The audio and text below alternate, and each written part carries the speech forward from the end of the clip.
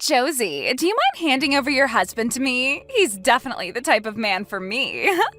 Huh?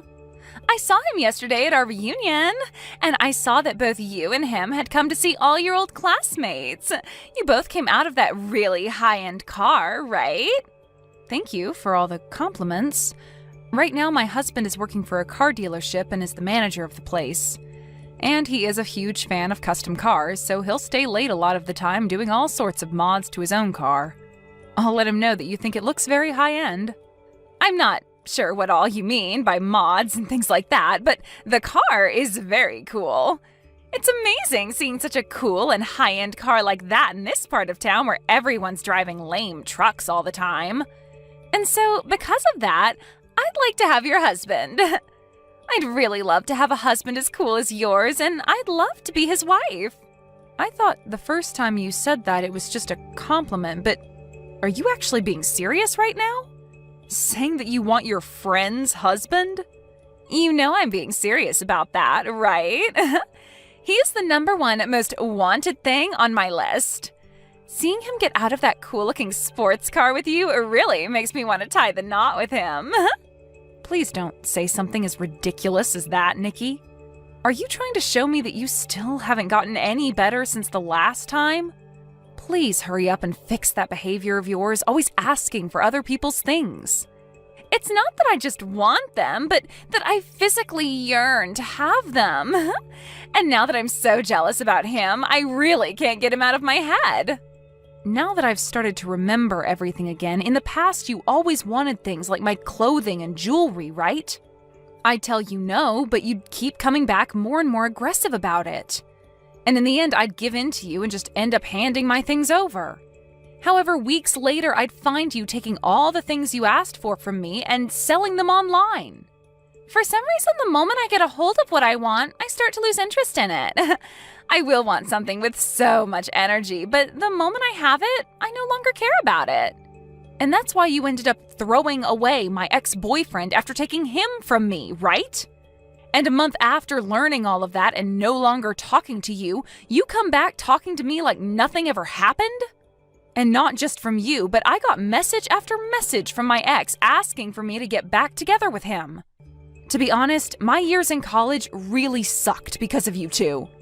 Oh, wow. Are you talking about what happened with you and Seth? Oh, that brings back some good old memories. Thanks for remembering that, Josie. I would never forget about something like that.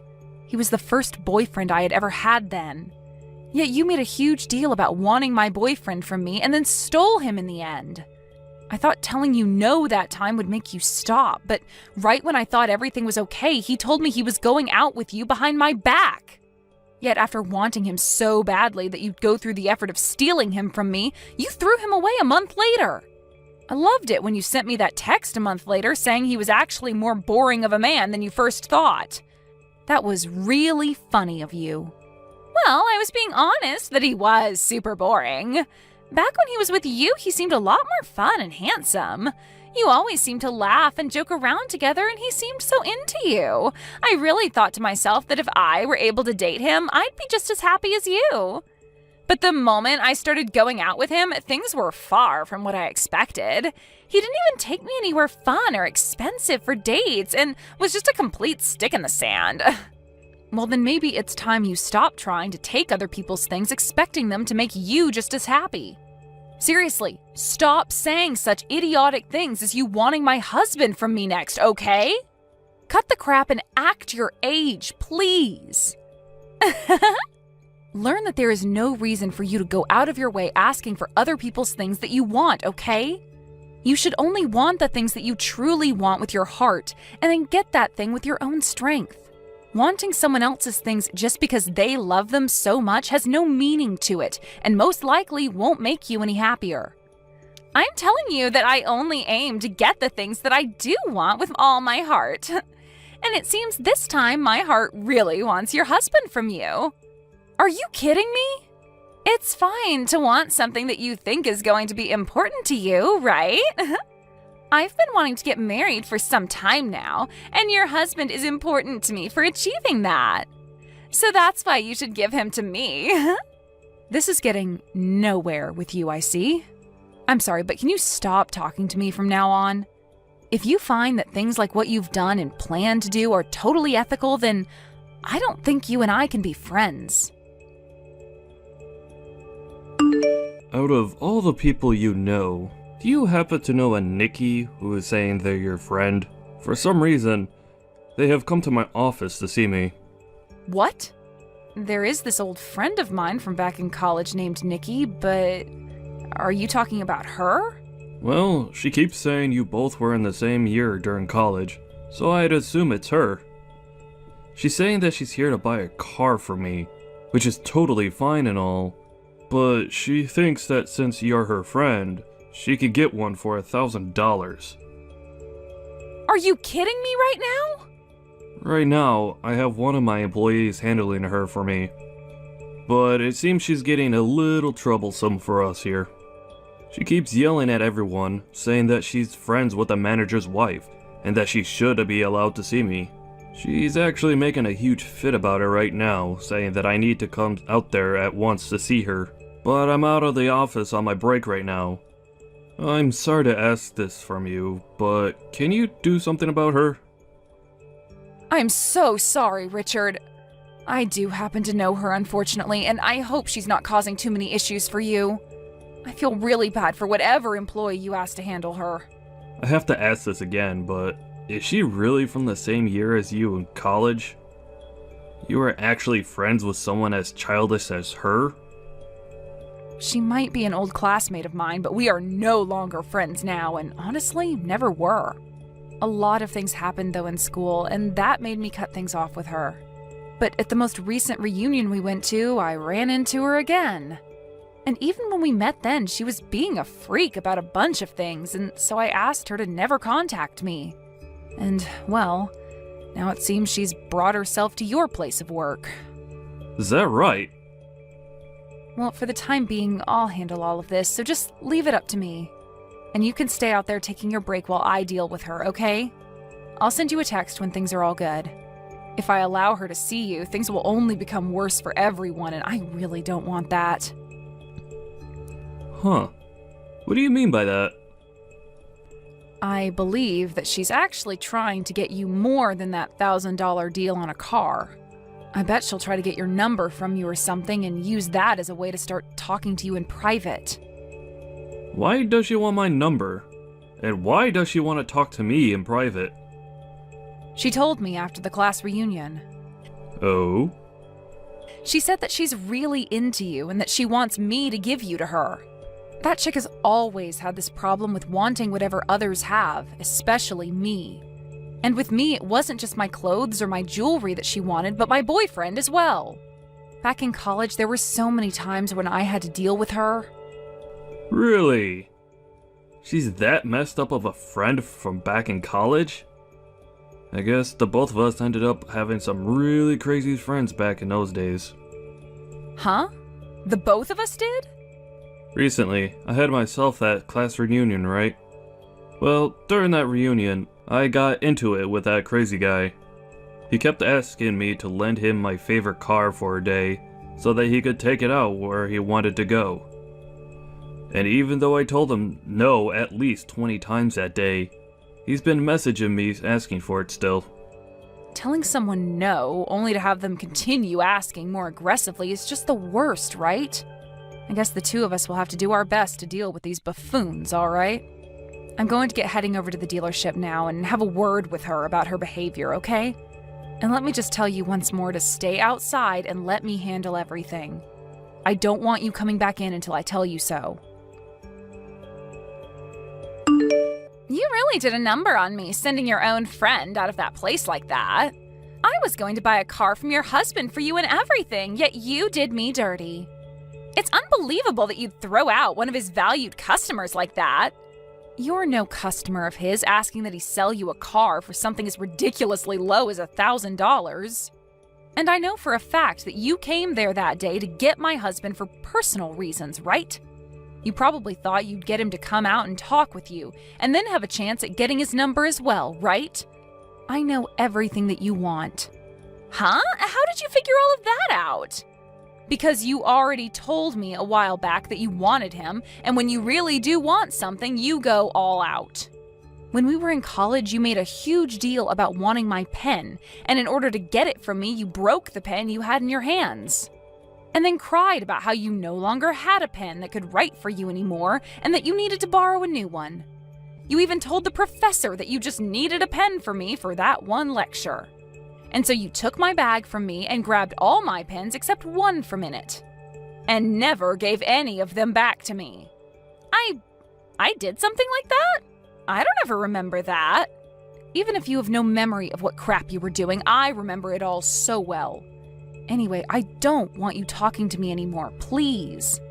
And as for trying to get into my husband's dealership and making a fuss to see him, don't do it again. He would be more than happy to call the police next time and have you carried out of there for causing public disturbances. Huh? There's no way someone would call the police on one of their friends. You've really changed after getting married to him. The fact that you'd become this wild and scary towards someone who's pregnant is really beyond my understanding. Huh? You're pregnant? Right now, there is a very important baby living inside me. And the fact that you'd call the police on a pregnant woman like me is terrifying. So would you please stop it with that? If I gave a pre-birth due to all of that stress you caused me, what would you do? Hold on a second. Nikki, you're pregnant right now? Weren't you drinking loads of alcohol, though, at the class reunion we were all at just a little while back? And after that, I found out that I was pregnant. Of course, my body would choose that kind of timing, right? But who's to say it's bad timing for this, right? Now I'll be able to get what I want without it running away from me. When you say something like that, you're not implying that my husband is the father of that baby, right? Oh, well, that's exactly what I meant. Right now, I'm pregnant with your husband's child. I just had the pregnancy test taken a couple days ago, and that's how I learned I was pregnant. You're lying, right? There's no way that you could be pregnant with his baby, right?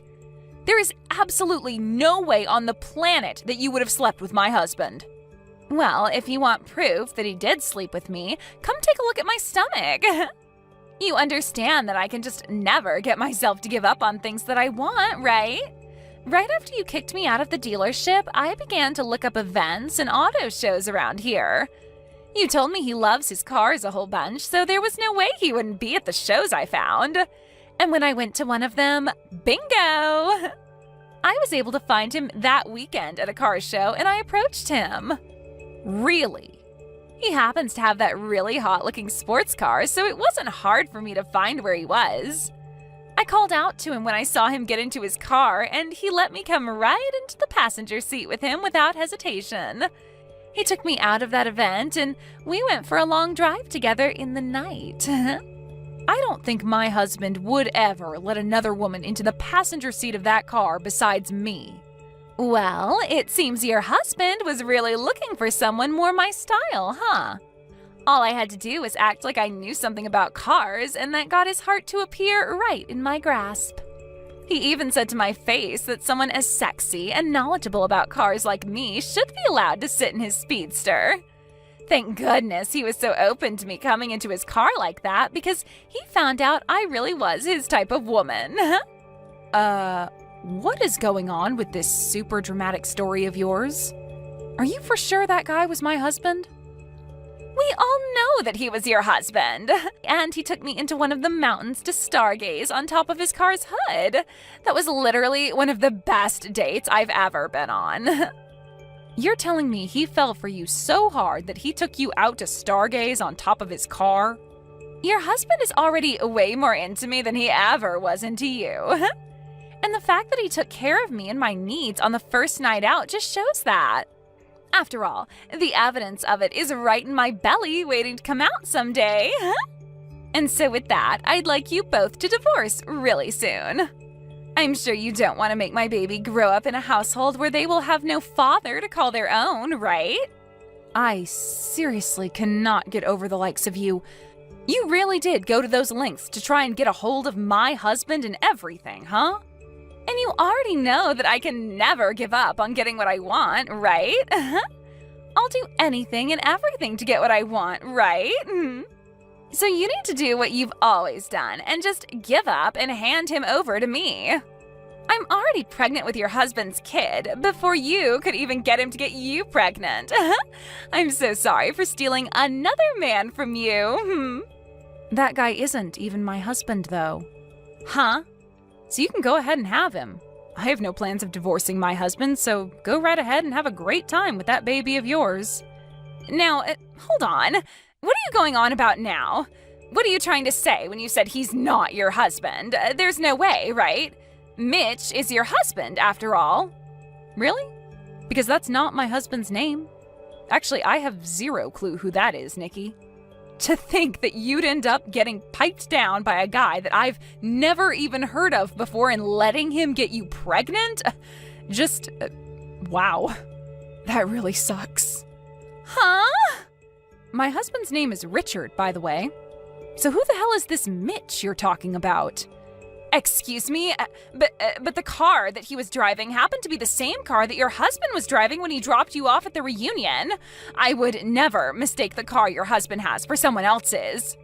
I believe you when you say that the car you had ridden in was the car of my husband.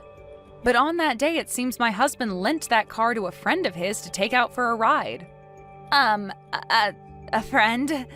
He loaned his car to one of his friends? It was one of his old friends from college that just wouldn't stop asking him to lend it to him for a day. So my husband gave in and lent him the car for one day as his friend had asked for and promised. So, with that being said, oh no, the man I called out to and asked to ride with wasn't your husband? He wasn't your husband at all, but rather his friend? That's what it looks like to me. The man that let you ride in the passenger seat of my husband's car just turned out to be his old buddy. Not the man I love with all my heart.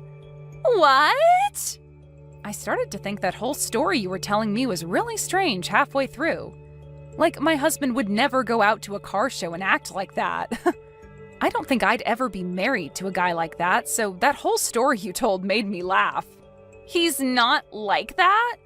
Saying something about you being so well informed on cars and being so sexy that you should ride in his car is never a thing my husband would say to a woman he doesn't know. If anything, my husband is the opposite of that. The only thing that makes him seem cool is the fact that he rides in a car like that.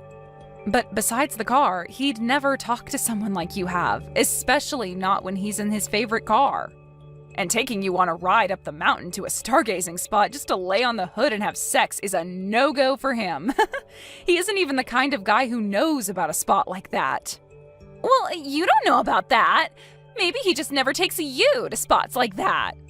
But when it came to a hot piece like me, he was more than excited to take me out there to make out. My husband would never take someone on a mountain for their first date to watch the stars. He cares far more about the car itself and would always take me out to the mountains to run the roads like a rally car. He drove so fast on those crazy roads out there that he made me vomit 3 times before we stopped. Are you serious? I could never see my husband taking someone out to watch stars from a mountain when there are too good of roads there for him to pass up. Now, I'm not going to say much else about this, so go ahead and talk with your Mitch guy about it. Right now, you're pregnant with another man's baby and not my husband's. This has to all be lies, right? I only went out with him because I thought he was your husband. I thought he was your husband, and that's why I let him make a baby in me. I don't need some baby with a man I know nothing about. So you have to have a baby with someone that you want to steal? Well, then that's totally fine. My husband is telling me that Mitch has a wife. What? He has a wife? My husband just told me that when I asked him about it. He said he does think that Mitch has his own wife already. So this should make you happy then, right? You're able to steal that guy from another unlucky or lucky woman, depending on how she views it. He does have a wife. Well, I'm taking him then. Hearing that he still does have another woman makes me feel a lot better again. You really are one of the worst women on this planet, Nikki. Well, I'll do my best to help you get that Mitch guy in any way I can. I'll help you get him and his wife to get a divorce, all so that you can have yourself a husband, okay? Really? I'll hand his wife the video recorder from my husband's car so that she can see he's with you now. That camera should have the both of you going at it on the hood of my husband's car viewed clear as day. And when she sees it, I'm sure she'll want a divorce from Mitch. Huh? There's a camera in the car? Hold on a second. That kind of help is not necessary. If you hand her evidence of him cheating on her, she could get a settlement from us. I'm happy to hear you want to help me get him, but something like that is a problem. Huh? You don't want Mitch's wife getting a settlement from you? You already told me that you wanted my husband from me and that you took all those steps to get pregnant with who you thought was his baby, right? Had you really been with my husband for whatever reason, what makes you think I wouldn't get a settlement from the two of you? You would? But you and I used to be good friends, right? That's the whole reason I wanted your husband in the first place, since I knew you wouldn't ask for money from one of your friends. What? But this guy is someone you don't know, right? And I'm sure his wife doesn't know me in any way, right? Since I'm not her friend by any means, she'll want to get a settlement from me. Are you an idiot? And I mean, seriously, are you supposed to be with your parents right now or something because you're considered on the scale?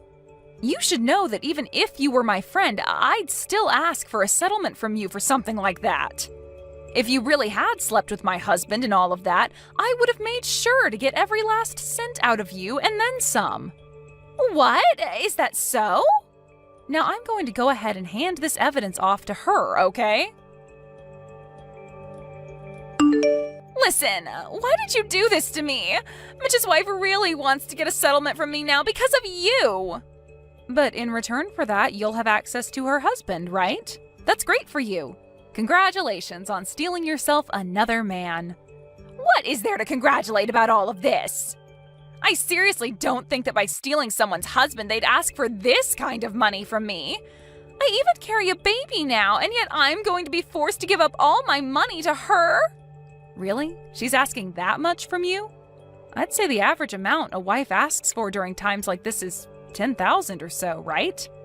I understand that she'll probably get a lot from her husband in the divorce, but you ending up with no money after this is a little unbelievable, right? Huh? It's because of your husband that I have no money left. You have no right mentioning something like that after what you both did to me. Come on now, really? Are you going to be this pathetic now? This shouldn't be happening to me. She's asking me to pay her $50,000 for getting in the car with her husband and getting pregnant with his child. I've never even heard of there being a settlement this big outside of court. Well, he had signed a paper with my husband saying that while using his car, nobody else was to ride in it. So really, Mitch did break some rules and was going to piss off my husband a lot, whether he got you pregnant or not. Also, there was the rule about not smoking in the car, which he broke. And at the end of that contract he signed, it stated if any one of the rules was broken, there'd be a fine of $15,000. So now you guys are going to get money from us as well? This is all bullcrap. No, it's not. The real bullcrap here is that even after asking my husband over and over to borrow the car like that, Mitch still broke two of the most important rules and is now going to pay for it. He even told my husband that he only wanted to take the car out for a drive by himself. So that's another problem we can all add to this fire. You both really did it this time, right? My husband even had a look at the tank later and realized you both never filled it up after driving around. That wasn't in the rules, but it's kind of a thing in the car world to do that for others after taking someone's car for the day. It's crazy to think the only reason he wanted the car was to take a girl out for a one-night stand. Watching the video showed us everything. From the car show where he picked you up with that stupid phrase and took off with you, to the both of you stargazing on the hood.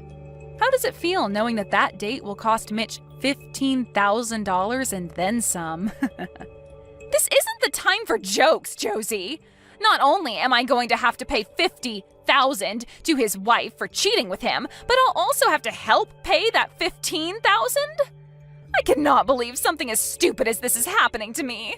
I'm the victim of a long chain of misunderstandings. Oh, you are? I don't think calling yourself the victim here is going to get you any sympathy. You were the one asking for all this to happen long ago. And after all those warnings telling you to stop asking, you never listened and got your prize. This is what happens when you keep stealing what others have.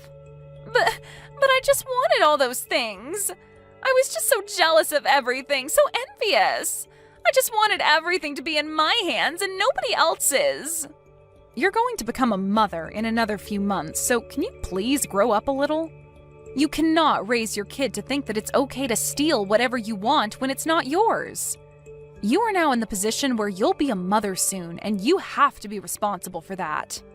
You chose to get pregnant in the hopes that you'd be able to get yourself a husband, but there is a price to something like that when the man you made a father is someone else's husband. Huh? Now stop crying about how hard your life is now and get a frickin' grip on it. I get that you will have to lose all your money in a few days, but nobody besides yourself cares about that. Not even me.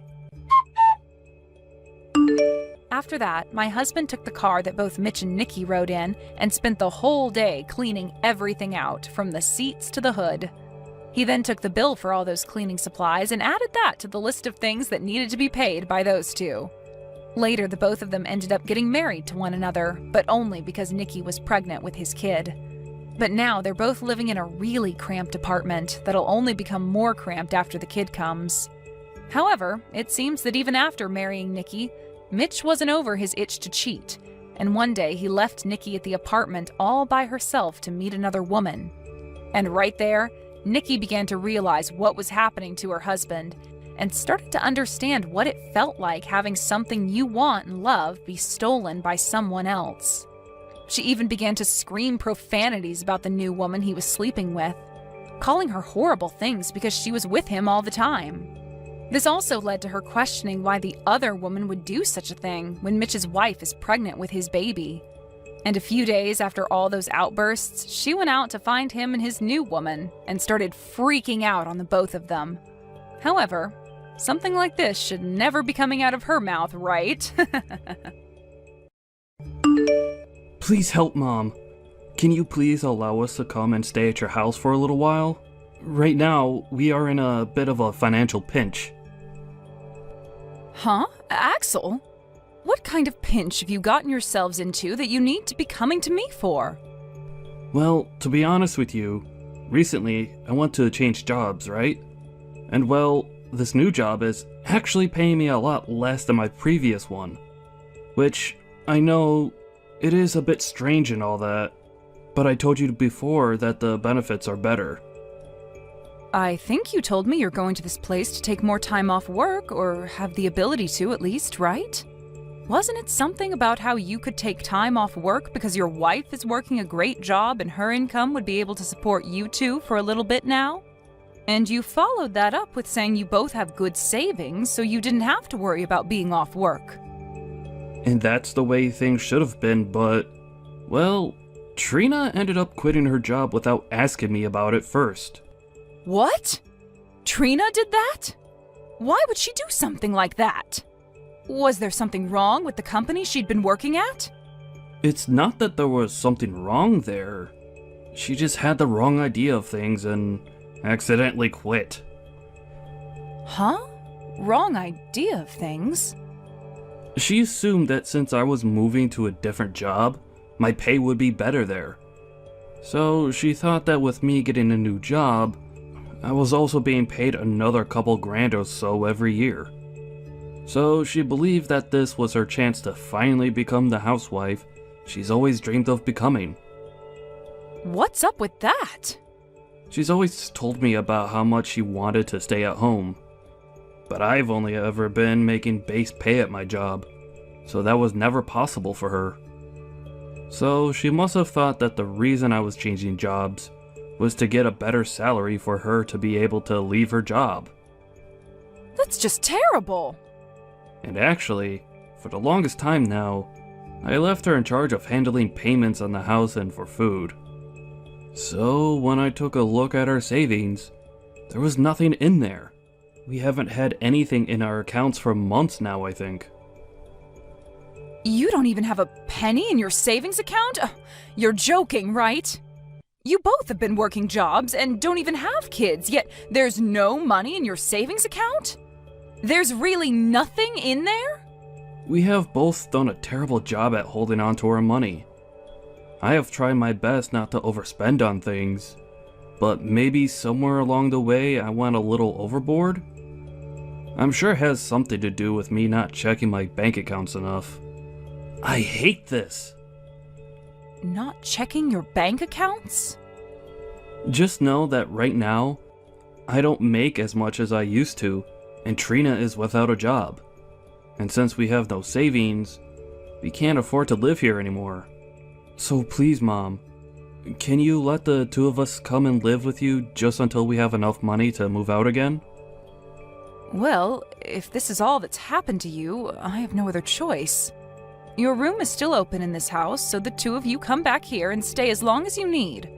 I'm your mom, after all, so I'll do what I can to help. Thank you.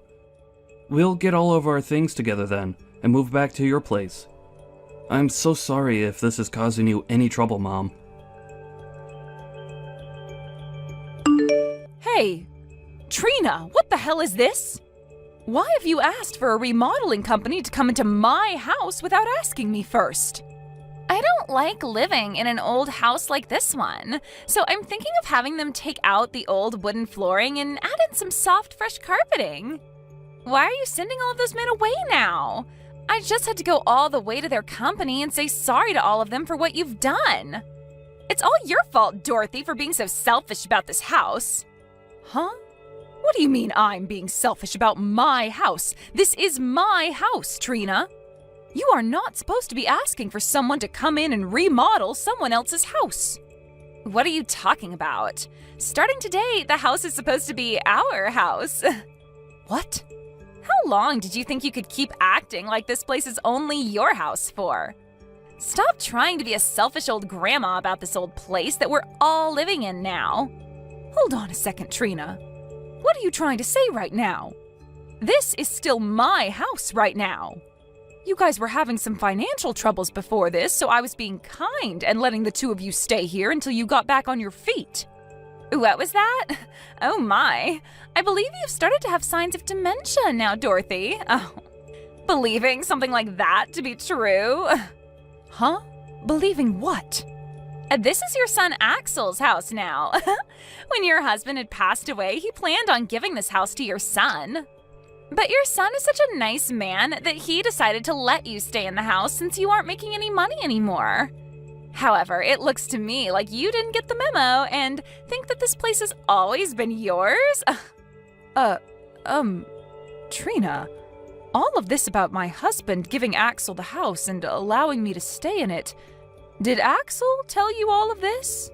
He would never tell me all the small details about your husband's will and all of that, right? But normally the deceased man's house is always given to his son. And Axel is the only son of your household, right? So after your husband passed away, it's only natural that he gave this house to Axel and wanted him to live here. In other words, that's what you've led yourself to believe? You're the only one that's led yourself to believing lies. That house isn't even yours, yet you think that it is and keep telling everyone that with confidence. I don't want you forgetting this time that we're the ones allowing you to stay here, not the other way around. And from today, we, the ones who own the house, are going to start living in it again.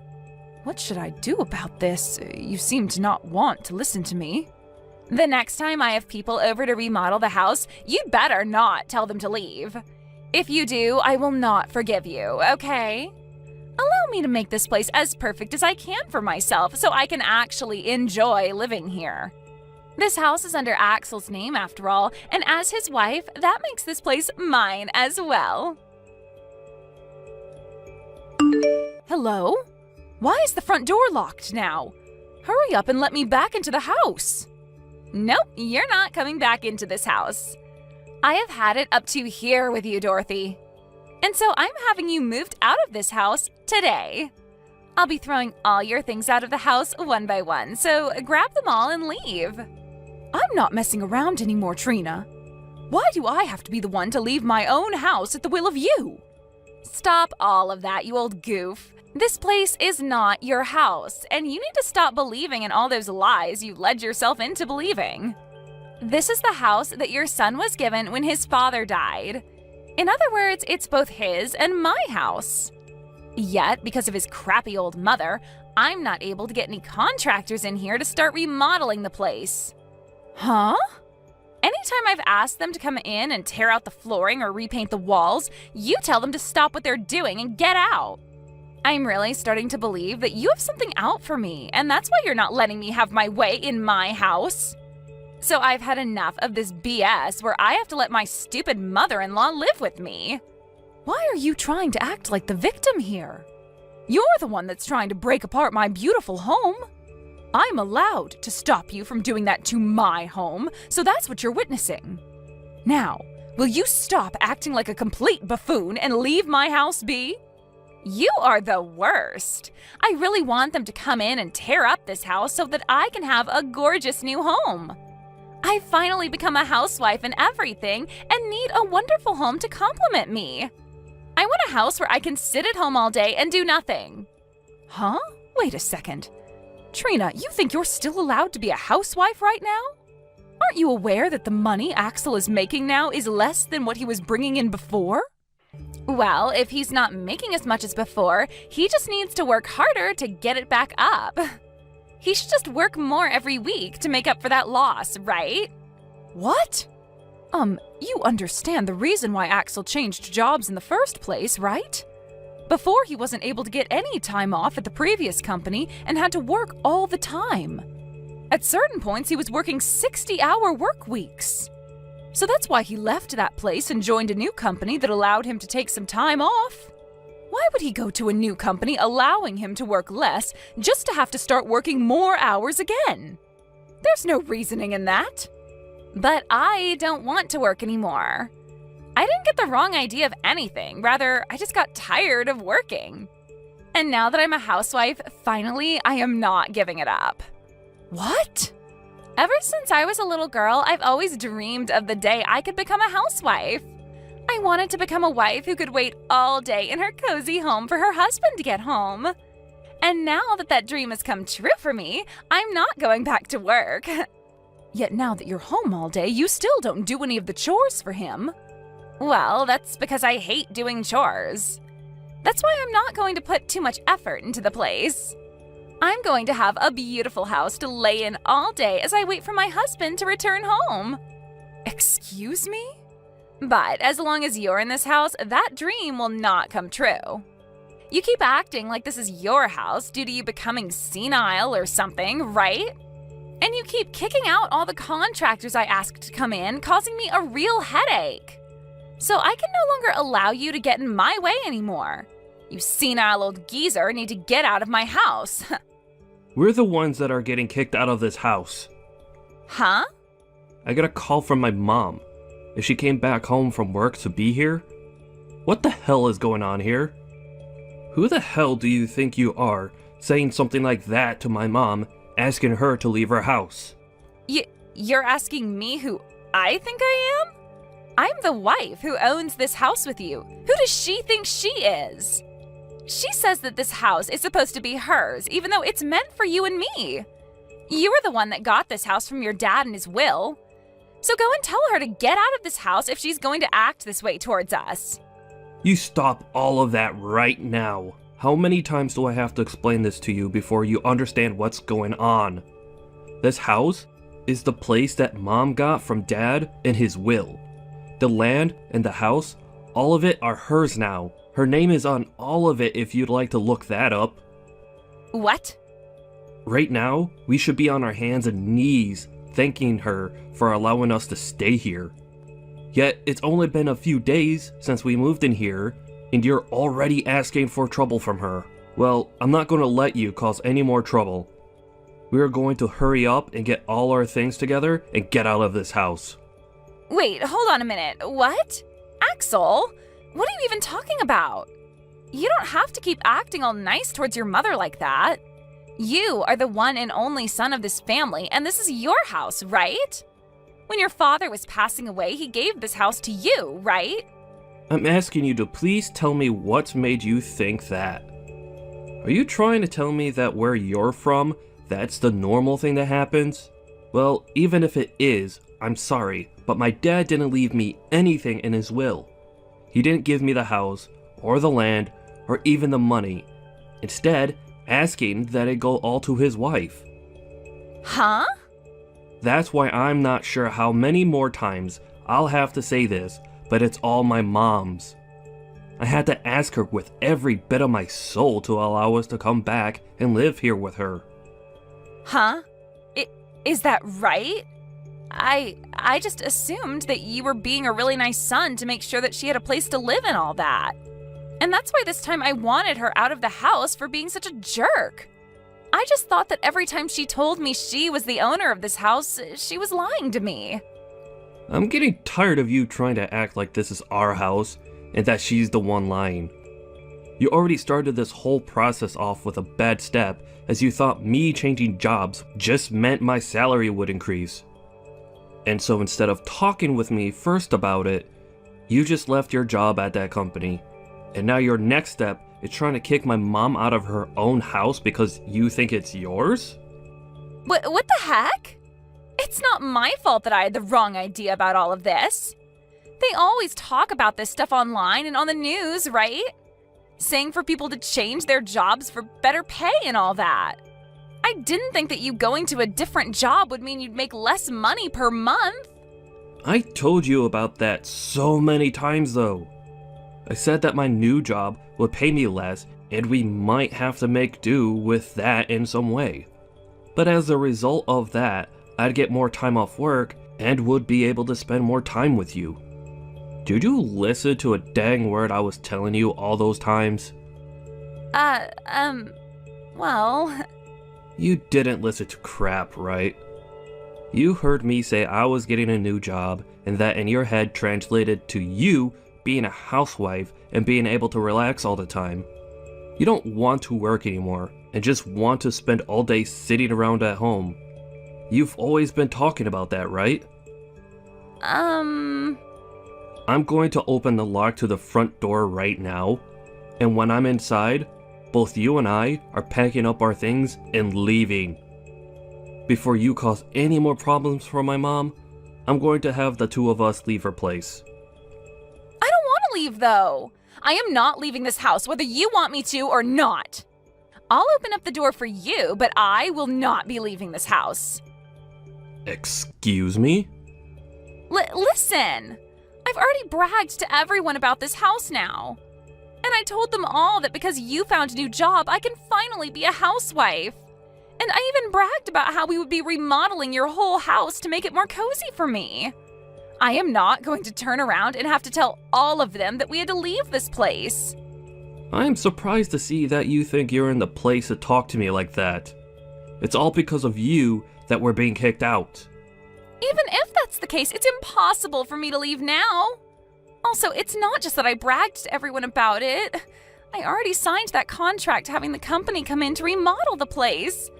Having the whole place remodeled will cost $150,000. And I've already paid over $15,000 in advance. What? That's why I'm telling you that leaving this house is not possible. If I leave right now, that $15,000 will vanish. And I don't even have any savings, so I was planning to pay it off with some loans. Hey. Hold on a second. To think that you've gone this far off the rails. I thought that having a beautiful new home for us would make you happy as well, right? That's why I already started with signing that contract and everything for us. You and I can still live here, and we can get your mom to forgive me. Then everything can go back to normal, right? I am so far gone now from all the crap that you've just told me that I don't even want to talk to you anymore. Mom and I will go find a hotel somewhere and stay the night there. When all of us have calmed down a bit, we could start from square one again. It's been a little bit now, Trina. Have you calmed down a little now? Dorothy! I'm so sorry for having the wrong idea about everything this whole time. I will apologize to you for everything that's happened. So please don't kick me out of the house. If you do that, then the $15,000 I handed over will go to waste. And all of the things I've told my friends will be lies. Calm down, Trina. I've understood everything that's gone on here and taken some time to think about it. I think I've had enough, and will give you that house now. What? and then I'll leave that house like you've been asking me. That should make you happy, right? Are you for real?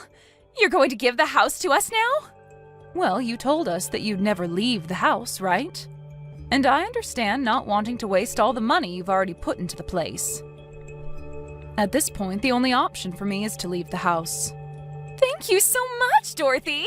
You seem to understand me a lot more than I first thought you would. Once we have the house completely remodeled, you can come over to hang out with us anytime you want. I don't think I will. I've planned on moving somewhere far away, so it'd take me some time to come to you. Where are you planning on moving to now? You seem like the kind of woman that would love to move to the countryside and live the rest of your life stress-free. That's right. I'll be going out to your parents' house to live there.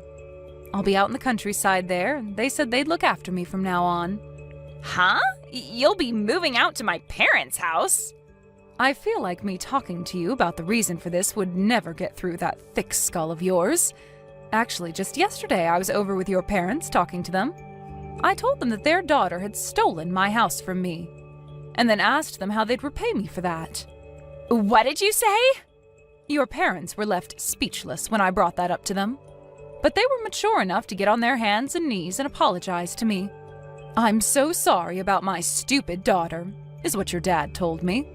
And then they told me I'd be allowed to live with them.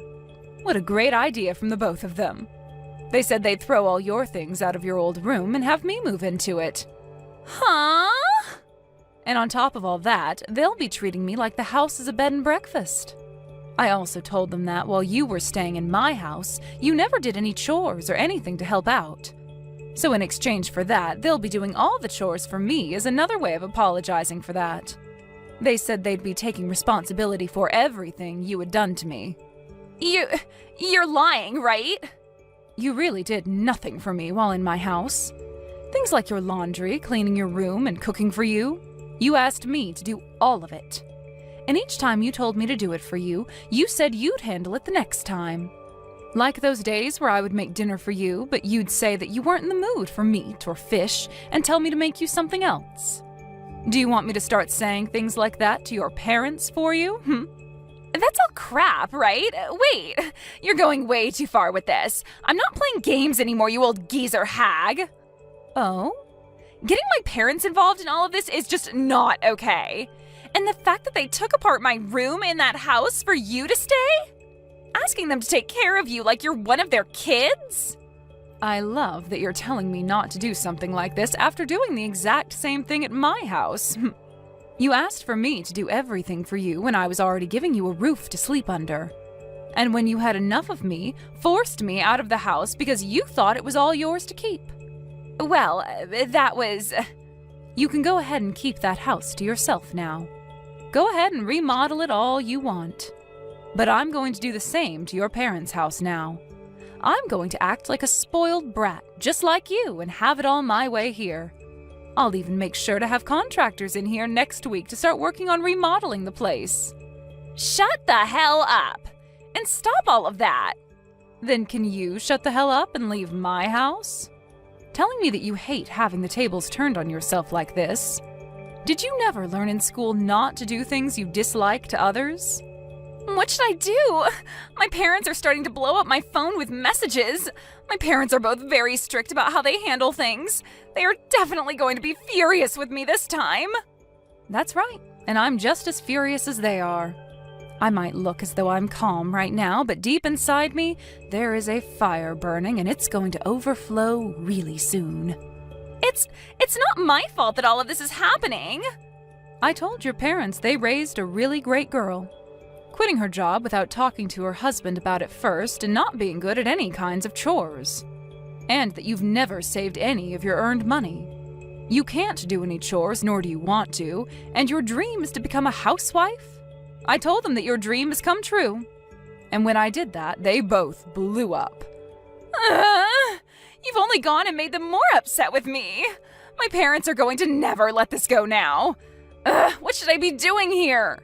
They just told me they're coming here today to see me? I can tell right now they will both drag me back to their place with them.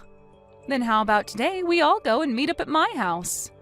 I want to get all my things together in order to move into your parents' house. Make sure to leave the door unlocked for all of us. Now, I'll be seeing you very soon. After that, Trina's parents went into my house and her mother laid a great punch on her daughter's face before her and her husband dragged her back to their house. And for the time being, they will both be retraining their daughter to become a proper adult. According to the rumors, she was forced to start working for a family member's company. And she'll be working there until she's made the $15,000 she needs to pay off the contractors. And that company she's now a part of happens to be a remodeling company, where she can work hours upon hours remodeling other houses the way she had always dreamed of having done for herself. And while that's all been happening, my son has been putting in a lot of work in his new company, trying to make enough money to move on with things. He's already started talking to me about how he wants to divorce Trina, and that's why he needs all the money he can get to move out of my house and leave here. No matter how well she is retrained into being a good person, she will have no place back in this family ever again. And when it comes to her dreams of being a housewife, well, she can just kiss all of them goodbye because there is no way she'll ever be able to make that dream come true after her parents have finished their work on her. Don't you ever come back to my house again! You moneyless high school dropout! I will never let someone of your likes marry my brother, ever! Hold your horses, Autumn. Hitting me and then tossing me out of the house like that? And now you're calling me a moneyless high school dropout? Why do I have to be the one treated like this by you? I had to do all of that in order for you to understand what part of society you're really a part of. And you will not be allowed to marry my brother who graduated top of the class at Harvard as a dropout. I really have no clue how you were able to fool him into wanting to marry you in the first place, but I'm not as simple-minded. You are a lowlife, so you go find one of your own kind to marry. Lowlife? I get that people like to judge others a lot based on their education, but I've never run into anyone as horribly judgmental as you. I'm sure you only ever wanted to be with my brother because he's going to be bringing in lots of money, right? You don't actually have an ounce of love in you for him, right? Well, I'm not letting some witch like you have my brother. Are you freaking kidding me? I love Fred with all my heart, and I've been wanting to marry him for such a long time. That's the whole reason why today your parents asked for me to come over so we could talk more about the wedding and everything. But to think that his little sister would be the one out of all of Fred's family to slap me and then force me out of the house, I cannot believe what's happened. I'm so sorry, Aline. I not only graduated from Harvard myself, but I was also top of my club in karate.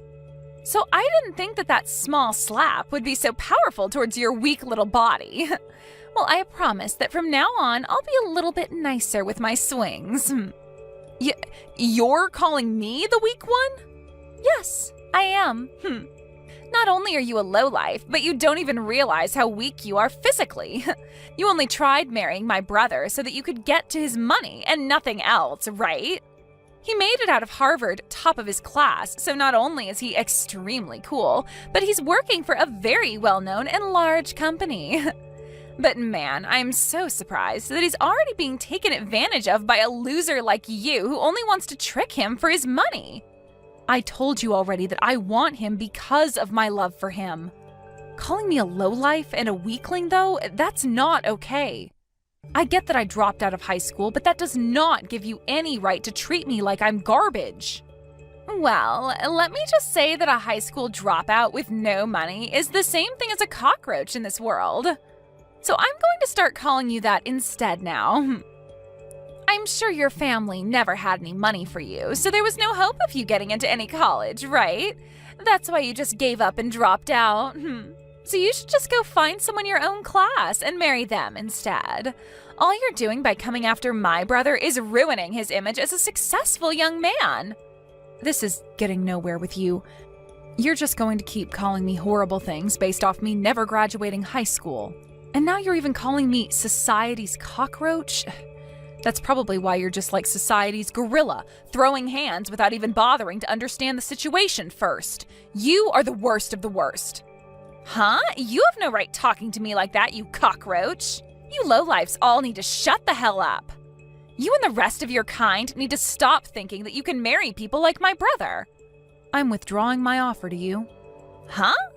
I'm not going to let someone as violent and explosive as you come work with me. The way you smacked me without ever talking to me first just goes to show that you don't care about anyone besides yourself. Did you know that I could tell the police right now about what you did to me and they'd be all over you? I might just do that. And since you'll have the police on you, I can't have you working with me. I have no idea what you're talking about. What the hell are you talking about having that offer withdrawn? Autumn, you are pretty much done with school now and have been looking for work, right? You happened to send in a resume to Green Earth Ltd. Asking to come work, right? You must have heard about that from my brother. Well, that's exactly right. I'm one of the best students from my class at Harvard, and I have been given an offer already by Green Earth to go work for them really soon. And did you know that I am also working at Green Earth? And since I'm working in the HR department, I'll most likely be the one responsible for hiring you. Excuse me? I'm sure you totally forgot about the conversation you had with me before because you were so happy to finally find a company that would offer a job to you, right? I forgot about you a little bit as well, until today when I first saw your face at your house. You're lying, right? There's no way in hell a dropout like you is working for a company as large as that. If you're having a hard time believing me, then go take a look at the offer I sent to you before, and you'll see my name on it signed at the bottom. That should have already arrived for you, so you can have a look yourself and see the proof. What? I feel bad that I'm already having to withdraw that offer from you, but in exchange for that, I won't be calling the police. But having heard you call me a cockroach a couple times now, makes me wonder if you've looked in the mirror lately. You might want to take a look at yourself as well after this, because you will have just lost all your pride. Huh? Well, I guess you are still that violent gorilla, and unlike you, I'm just your average adult that knows how to act in situations like these. So be happy that I've been kind enough not to want to have the police involved. Now, good day to you, Autumn. I'm so sorry about what happened yesterday with my little sister.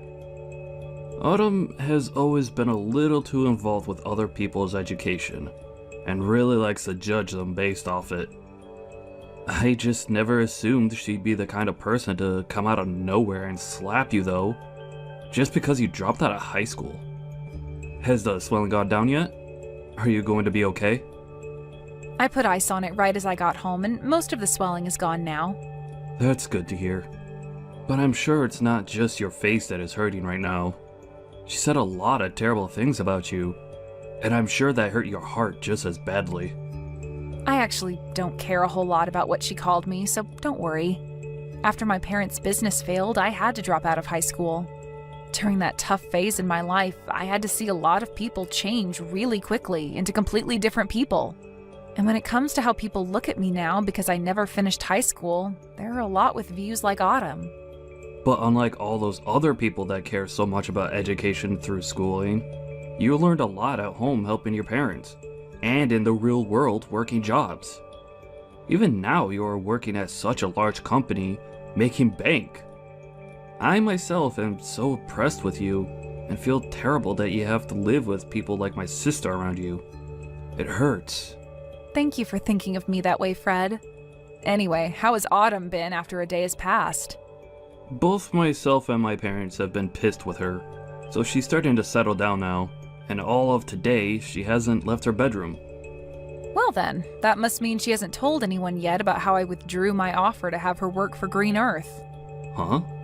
What do you mean you withdrew that offer? Actually, a little while back she received an offer from this company asking for her to come work for us. But I told her yesterday that the offer would be withdrawn now. This doesn't even have to do with the company itself, but the fact that we will not allow anyone as violent and explosive as her to come work here. What? She got an offer from your company to come work there? I knew you were an amazing person for being able to land a job there in the HR department, but you're telling me you offered her a job as well? I guess that's why she's been so happy recently about getting an offer from her #1 workplace. She must have been talking about Green Earth. I'm planning to have a formal email sent to her very soon telling her that she will indeed be losing that offer to come work here. I'm hoping that after seeing that, she'll be willing to leave her room. Do you think I've gone a little too far by doing this, though? No way. No matter what the reasoning was, she has no right hitting you like that and thinking it's okay to do so. If anything, I'm happy you're being that strict with her. For a while now, my family has had a lot of trouble handling her. So I'm hoping that after she gets a taste of reality with that email from you and the company, she'll turn her attitude around and become a responsible adult. She's been that much of a problem for you guys? She's always been such a pain in the butt for anyone that doesn't have the same or better education or work than her. And it's not just towards strangers either. She'll act like that even to her own family members and close friends. There was even a time where one of her cousins failed their exam at school, and she told my parents to never let that whole family be a part of ours again because of it. What? She's even told friends of hers that went to less popular colleges than Harvard to go away because they aren't as good as her. She's even worse than I thought. To think there are people that base all their judgment towards others off only their education and work. It's sad. I just told my parents about how you're withdrawing that offer to her. They both told me that they're thankful for what you're doing to her. Also, they'd both like to apologize to you at some point for what my sister did. It was because of her that we couldn't finish the talks that we had about the marriage and wedding, right? We'll have to put another date together so that you can meet my parents again, okay? Wait, is that all right? Of course it is. And this time, my sister won't be allowed to join us, so you won't have to worry. Maybe the four of us could go out to lunch or something and take our time talking about all of this. That would be perfect. I'll talk with you later about a day that'll work for me. Can you make sure to talk with your parents then about said day and make any reservations? Sure thing. I'll see you later then.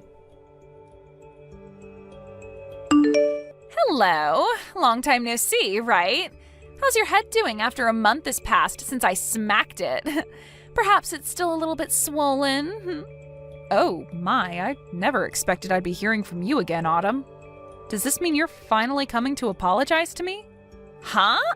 Why would I ever do that? There's no reason for me to apologize to a cockroach. I mean, I was totally in the right hitting you in the head like I did. What? Thinking you could marry my brother when you never made it out of high school? You deserved a good hit to your head. So I'm not apologizing to you for anything. You had the job offer that you bragged so much about canceled, and yet you're still acting like this? Then tell me why the heck you've come to talk to me today.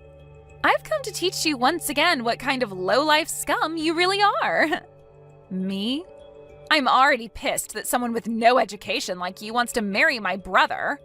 But not only have you tried to do that, but now you've stolen my offer for that job at Green Earth. There's no way a company like that has any use for you, as all you are is a waste of their payroll. Yet you think you're everything to them there and can do whatever you want to a Harvard graduate like me. So I've come back once again to teach you just how low of a cockroach you really are, Aileen. I just want to get this part straightened out a little. Both Fred and your parents have been really upset with you, right? You had that job offer withdrawn from you, and they had to tell you just how pissed they've been. However, even after all of that, you still haven't learned to play nice? So far, no matter what I've said to my family, they don't seem to catch a hint. They're all from amazing schools, yet have zero common sense. I mean, my brother was taken advantage of by you. And my parents may be smart, but I guess they never made it out of an Ivy League school like me. I've started to learn that none of them understand just how amazing of a daughter and sister I really am to all of them. Oh. That's why I'm going to be using far smarter and superior people from now on. With all these new people in my life, they'll be able to see just how amazing of a woman I am and will brag about having me around. And then they'll help me get rid of you. I'm going to get that job offer back from Green Earth and will take your place. So if you're wondering who these people are, they happen to be your higher-ups within that company, including the CEO. You're talking with the CEO? Those like me who have degrees from Ivy League colleges can do anything they put their mind to. And not only that, they can get the help of anyone, including CEOs of large companies like Green Earth. That's why today I went to your company. And I went in front of your CEO and all the other managers and told them how upset I was that a high school dropout like you withdrew my job offer. You're lying, right? You went all the way to the CEO about this?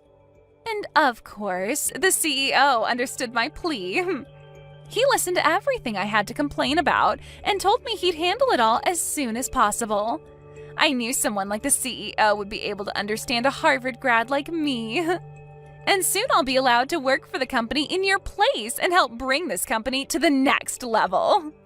Autumn, you really cause a lot of problems for everyone around you, don't you?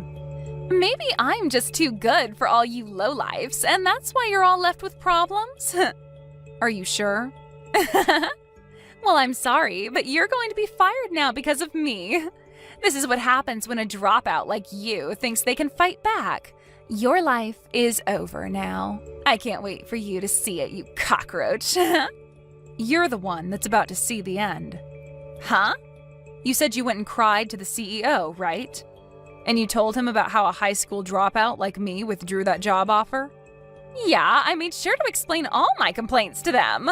I told them all about how someone like you is just a cockroach to this world and that you're ruining their company. And then explained that they're better off getting rid of you since it's not a great thing for them to have you on their payroll. And then I ended my talks with them by saying they are best off firing you and not even giving you a package in the process. Well, that cockroach you keep talking to them about happens to also be a part of this company's leadership. Did you know that? Huh? The CEO of Green Earth happens to be the same as me and was also a high school dropout. He happens to know a whole lot about the world of business, but due to family issues, had to end his public schooling in high school and leave. I can't believe you'd go in front of someone like him and start saying such things about people like us. Are you sure? I'm actually really jealous that he was able to become the CEO of this company without even having to graduate from a university or anything. And many other people are jealous of that as well. But my jealousy has faded ever since he brought me up to his level and made me the HR department leader for the company. I wasn't able to get here overnight though, as I had to prove to him that someone with the same past as him could also work hard, which I did. And after he saw that I was built for this company, he brought me up to his level, allowing me to now work alongside him. He's even told me that I'm a very serious worker, and he wants someone like me to rely on when need be. He really seems to have a liking for people like me, and that's why a lot of management within this company are people like us, who have had issues in the past with schooling but are serious and knowledgeable workers. What? And I think he agrees with my choice of withdrawing your job offer. And I mean, even if you did start to work here, you'd never last. Well, let's be real. It's going to be hard for you to work anywhere in this world. The only thing you'll be able to pass to get an interview anywhere is the company's preliminary hiring process because of your education. But after that, they'll see your behavior and immediately get rid of your resume. You're lying! Do you think other companies are going to do the same thing to me like yours has? They sure will. I'm pretty sure other companies are already learning about how horrible things turned out for you after what you did here. You made a fool of yourself, even in front of the CEO, and he's going to make sure everyone knows about that. You really did it to yourself this time, Autumn. I didn't know anything about him not graduating high school. Why should I have known that? What company would have a CEO who never graduated from a proper college? You graduated from Harvard and that's your excuse for acting like this? I guess we'll just have to see what the CEO does about this now. Actually, you're better off looking for a new company to hire you right now before he starts spreading the news about you. What should I do, Aileen? I just got a letter in the mail from the CEO. He just told me that he's not going to give me another job offer and has asked that I stay away from his company for good. He's just pretty much ruined every chance I had of getting into that company. I'm glad to see that even he agrees with me on my decision to withdraw your job offer. I guess you've finally gotten a good taste of reality. And not just that, though. He even called Harvard and talked with them about me. He talked with the president of the school and said it's strange that someone like me would be willing to force my way into his office and complain to him. And he used that as another explanation for why he will not be hiring me anymore. Now that the president of Harvard knows about what's happened, they've told me they no longer want to give me my diploma when I graduate. Oh, my, they're not letting you graduate now? Well, I guess there's no point in even trying to find any other company to hire you. If you're not able to graduate, then no company will bother with you. But, what should I do? There's no way this is happening to me. This is all because of you, so do something about it. What? You think this is my fault? Well, it freaking is. It's all because of you withdrawing the job offer in the first place that everything's gone downhill. If you had never even bothered to try getting my brother to marry you, then you would have never had to come to my house talking about marriage. Oh, come on now. If you hadn't hit me in the face like that, then none of this would have had to happen. Nobody's forgotten about how violent and messed up you are, Autumn. But that was just my body responding to thinking you were a threat. Then be upset with that body of yours that thinks it's okay to hit other people like that. Hey, you are my body. Talk with your body like that and maybe it'll stop acting on its own. Wait! Can you please think of a way to help me get out of this mess? I don't give a crap about you and your mess. To be honest, I think you deserve all that's happening to you right now. Stop messing around! Why do you think I deserve to be treated like this? Now that you've done this to me, I'm going to make sure you and Fred can never be a couple.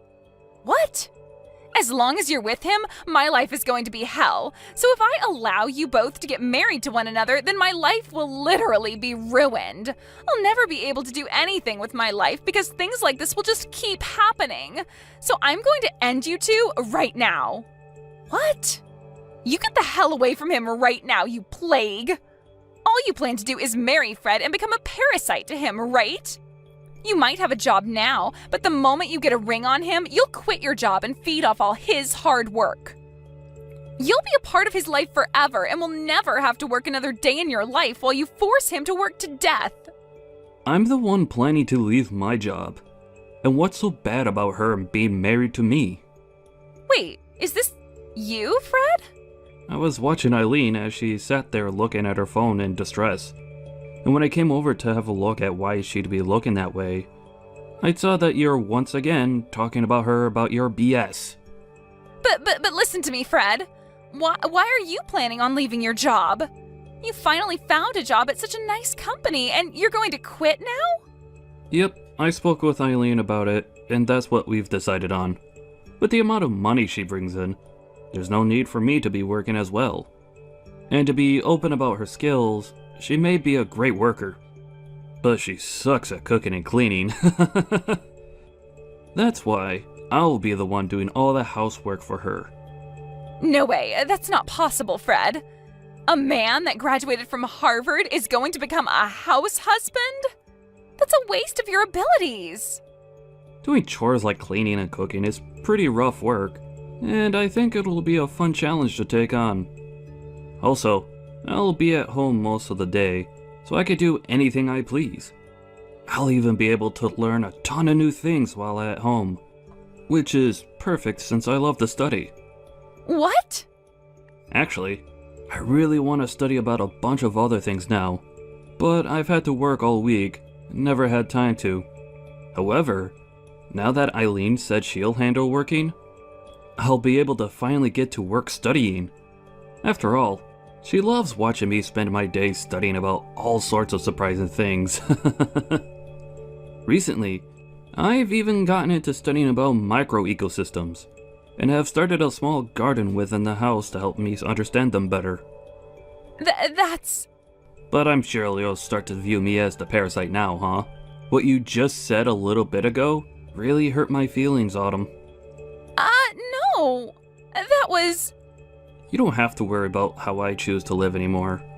But if you're going to start complaining about it like that, then the only choice I have now is distancing myself from you. So once we've had our wedding, I don't want you around us anymore, whether it's Eileen or myself. We don't want you near us. What? That means you want to cut ties to me, right? Well, yeah. I don't want to see you anymore while you're acting like a jerk. To be honest, I've been planning on cutting ties to you for a while now. Now, just wait a minute, Fred. Good luck with your life as an unemployed and uneducated lowlife. Hopefully, next year, you'll be able to graduate from Harvard. Later that day, Autumn heard from her parents that they wouldn't be paying for her to go another year at Harvard. And so after hearing that from them, she's been working hard trying to make money through part-time jobs. She's a smart cookie, so she claims, so working part-time jobs should be pieces of cake for her, but she continues to complain about how she can't be seen working with people who don't go to Harvard. And because of that, she isn't able to work at many places for very long. In the end, she chose to leave school and is now living in her parents' house, never coming out of her room.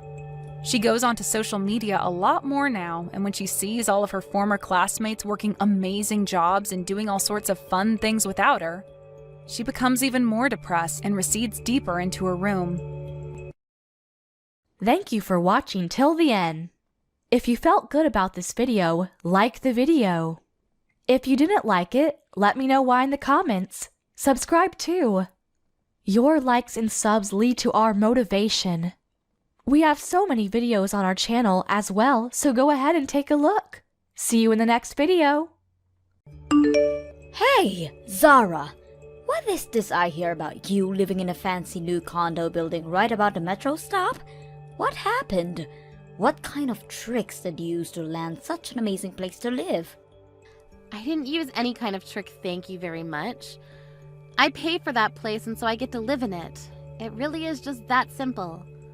But what I want to know is how you can afford to pay the rent in such a place like that. I just happened to be out in the city doing some shopping when I saw you go into that huge condo building. At first I thought I must have been seeing things, but it was really you. I'm sure of it. Well, that would make sense considering the fact that I'm living there now. I told you earlier about how I was going to be getting married to my boyfriend, right? Well, we did that, and we moved into this place to live together. So then you've been living there since you got married? And does that mean that it's your boyfriend who makes you enough money to let you live there? That's amazing! I had no idea about any of this. What do you mean? I mean, how did a shabby basic girl like you land such a great guy? I could only ever see you getting with someone on your level, but instead you managed to find a guy rich and nice enough to let you live in a big condo with him. Just how did you find a guy like that? Okay, Mom, you really need to calm down for just a little bit. First of all, it isn't my husband who's paying for this place. I am. Oh, please. Do you think I'm going to buy that? You've always been such a fussy girl and you never even went to college. Do you really think I'm going to believe that you can afford to rent at a place like that? And just what is that supposed to mean, huh? You've always been such a difficult girl to deal with, ever since you were little. Do you know that?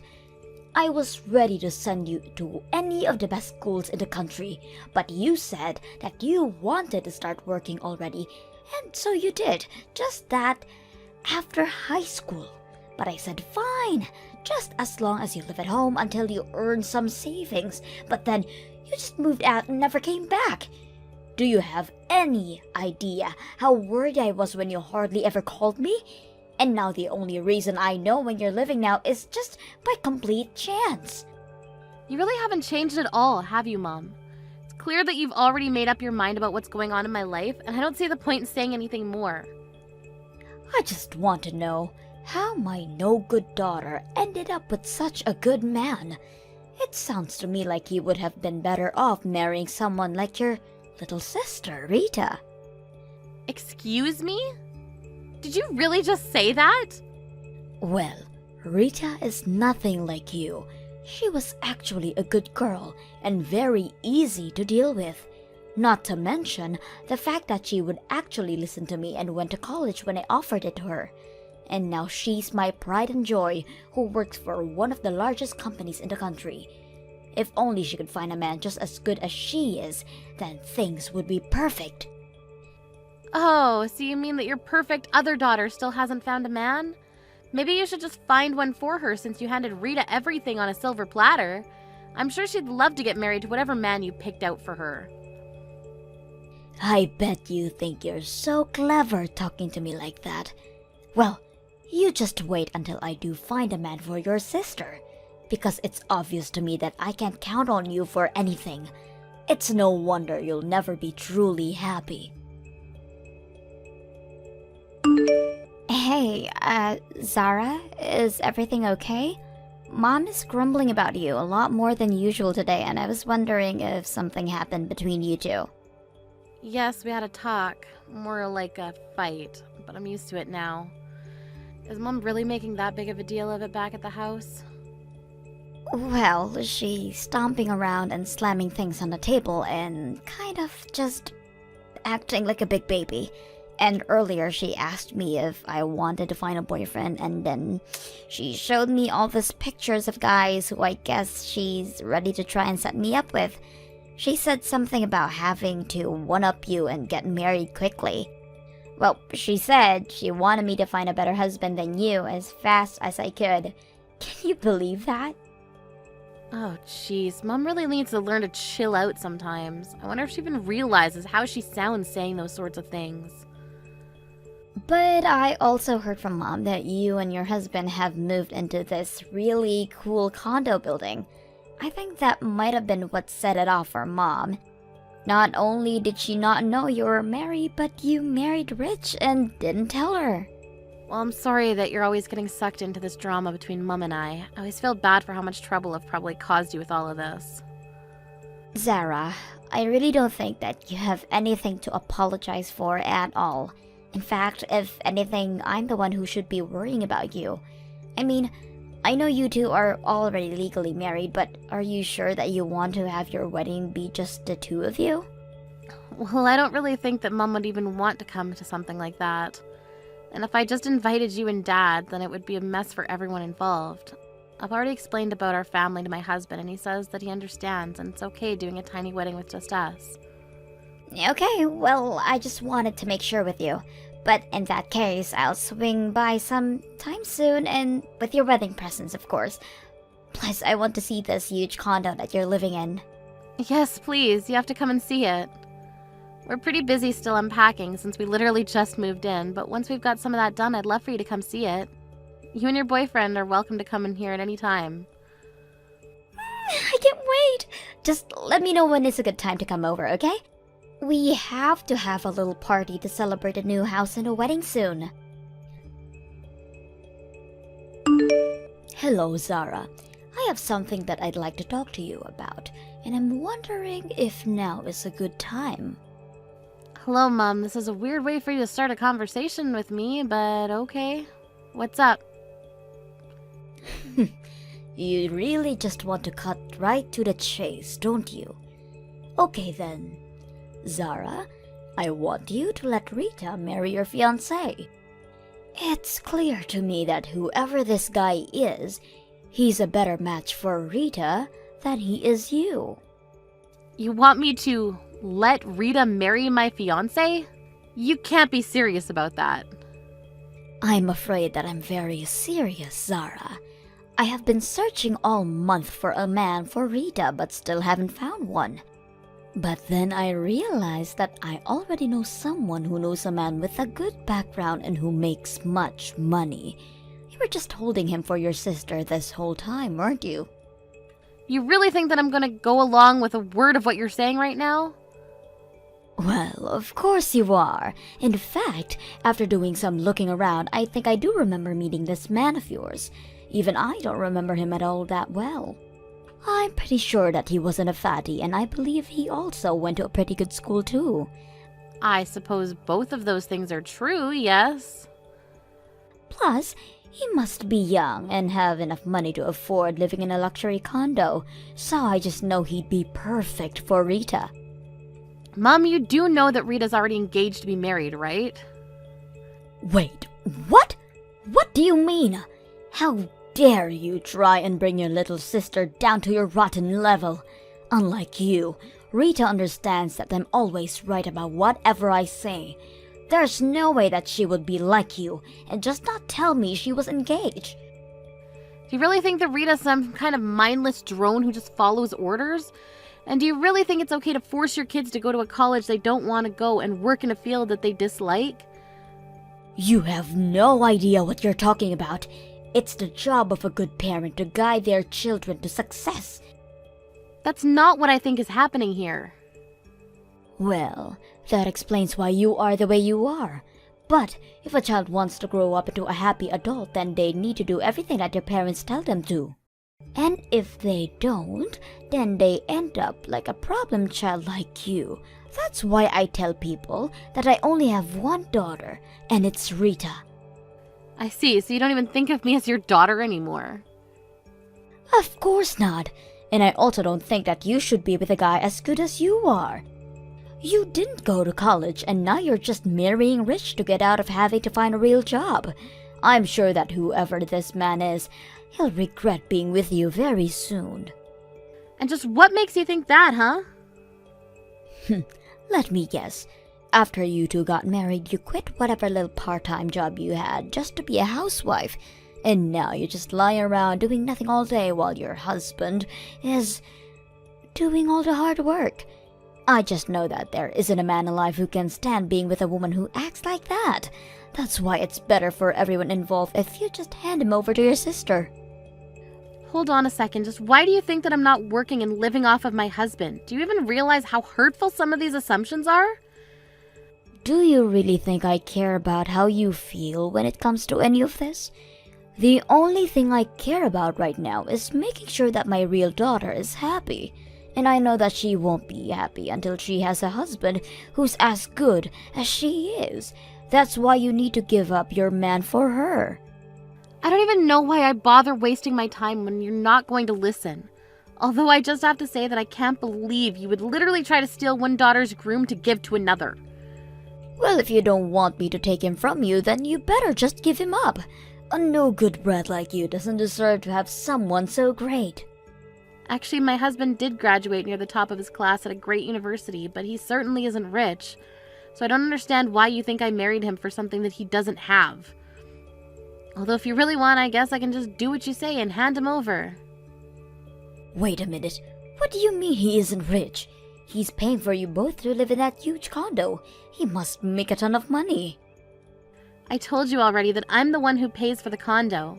Meanwhile, he works as a freelancer, and the amount of money he brings in can really depend on the month. So that's why I pay the rent and utilities. You have got to be kidding me. In exchange, he takes care of all the housework for us. We have a really good thing set up, and our relationship isn't just based on money. So I wish you would stop trying to make this about money.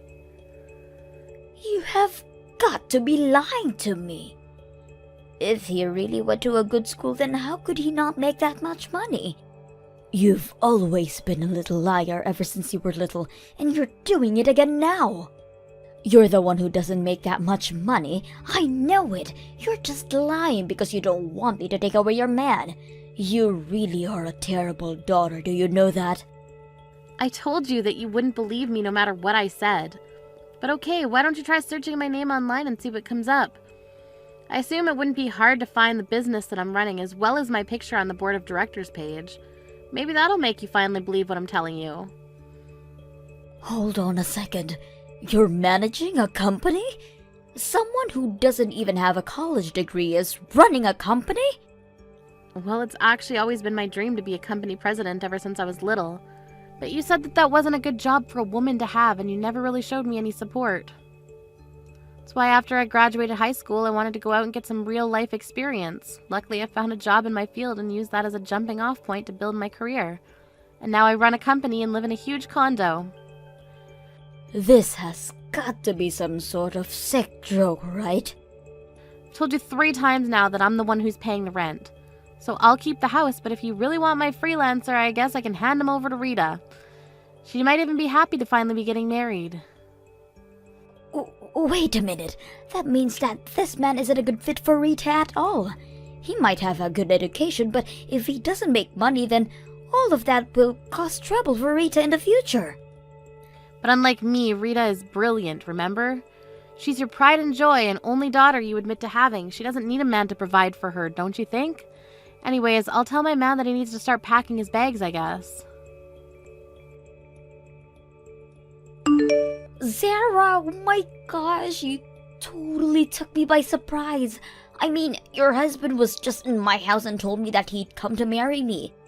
You should have messaged me sooner so I knew that this was all a prank. It took me a while to figure out what was actually going on. Oh man, I'm really sorry, but that's too funny. But you're right, I was at work and I couldn't give you a call, so I'm sorry about that. I knew you'd be able to figure it out on your own though, so I wasn't worried. Well, you're lucky I caught on, because I talked to Fred and then I told Mom I was moving out. I told her we were going to get married, but we're just waiting in a cafe now. You mean you went along with it? Thank you so much, Rita. You don't need to thank me. I actually use this to my advantage as well, you know. Oh really? How'd you do that? Well, this was finally my excuse to move out of the house. So, I hope you don't mind, but I'm going to have to borrow your husband for a little while longer. He's going to help me make it, so I move out of Mom's place permanently. You mean you really want to move out? I've wanted to. For a long, long time, actually. But, you know, Mom, she would never allow it. She was always so worried something that would happen to me if I left the house by myself. I tried asking Dad to talk some sense into Mom, but she wasn't having any of it. I had no idea she'd gotten that bad. But now, this is my chance to finally escape. And you already told her that Fred is a freelancer and that you own a condo, right? I bet that means that Mom is going to be really against me marrying this guy. I'm going to use that guy as my ticket out of here. You mean you're really going to run off with my husband for a while? Well, I'm going to let Mom think until she gives up. Even though she'll be against the wedding, I'll tell her that we're madly in love and that we're eloping far away.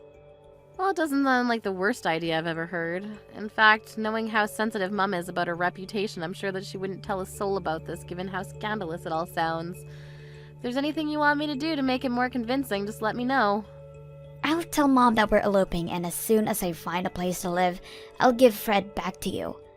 So hopefully this won't take more than a day or two. If that's how long you need him for, then you've got him. Maybe the three of us can meet up and look for a place for you. My work's finally settling down, and I think I should be able to get some time off. That would be amazing if you could help me. I'll send you the address for the cafe. Just look for Fred and I. Zara, what are we going to do? Your sister has run off and she hasn't come back. She told me that she was going to marry your fiancé and then ran off. And that was yesterday. I guess Rita isn't the good obedient girl you thought she was. I don't know what's gotten into her. We can't let her marry this man. It'll be horrible for her. You have to get a hold of her and tell her that I made a mistake in choosing him for her. She said that she fell in love with Fred at first sight, and I think they ran off to get married. Wow, so things move pretty quickly for them, I guess. I never knew that Rita was that kind of girl. This isn't the time to be joking. We have to do something. I think that you should probably just respect the wishes of your daughter and let her have this, don't you think? What are you talking about? Don't you know how embarrassing it will be for me to tell people my golden girl ran off with her sister's fiancé?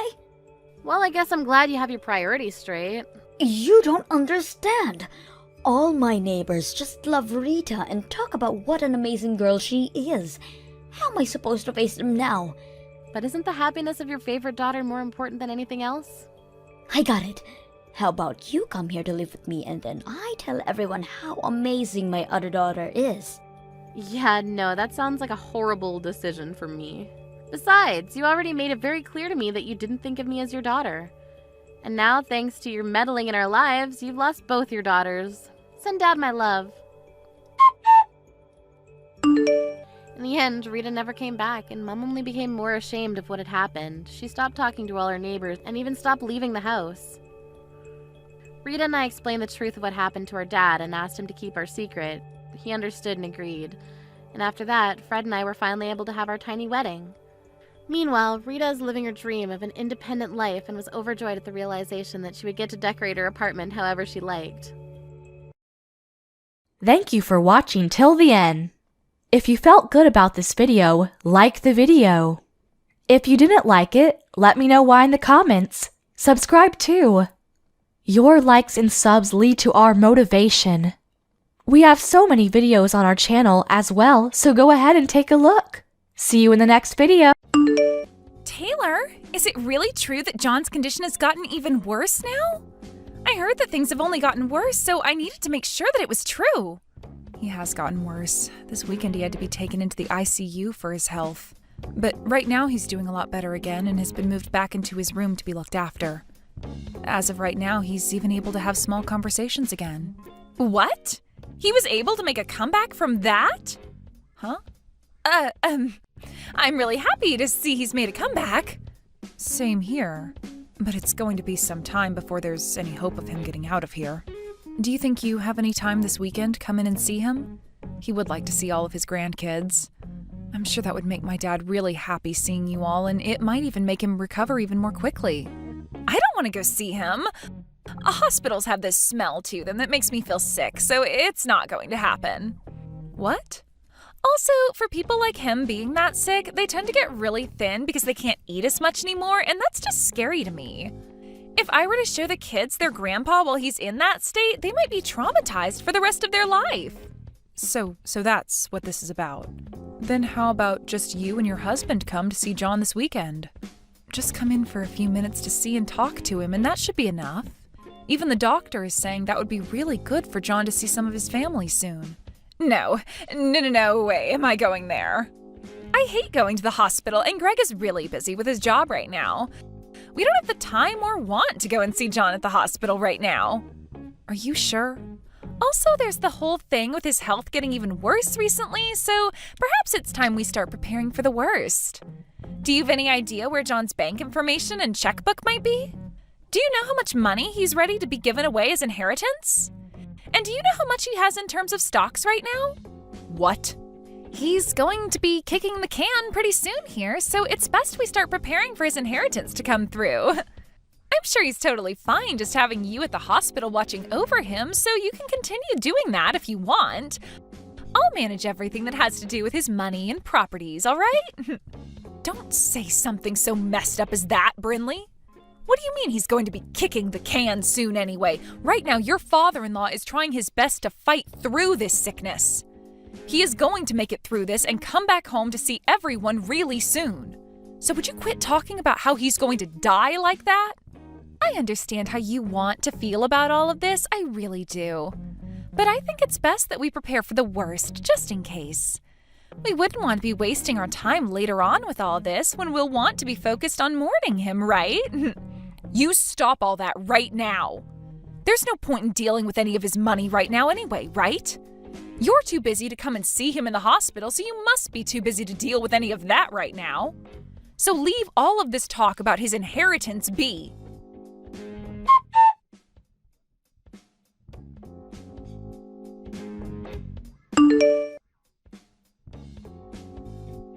Greg, where are you right now? I have been telling you to come to the hospital as quickly as you can. Your dad has finally gotten out of this hospital, but as soon as we got him home, he collapsed again. Do you have any idea what time it is? I get that it's an emergency for you, but come on, it's 3 in the morning for me. Once I've gotten my beauty sleep, I'll come to the hospital. I'm sure it's just the same old thing with him anyway, and he'll be around for me still when I get up. Once things are all handled over there and I'm awake from my sleep, I'll be over there. I'm not messing around right now, Greg. You get your butt in here right now and see your dad. He is not doing well at all, and his breathing is getting really shallow. I think this might be it for him. What? So please hurry up and get to the hospital. This is not the time for you to be sleeping, all right? This might just be your last chance to ever talk to your dad again. Are you kidding me? In other words, this means my time has come as well. Excuse me? Nothing, Mum. Don't worry about it. I'll be on my way to the hospital right now. I'm going out to the car right now, so just wait for me a little longer.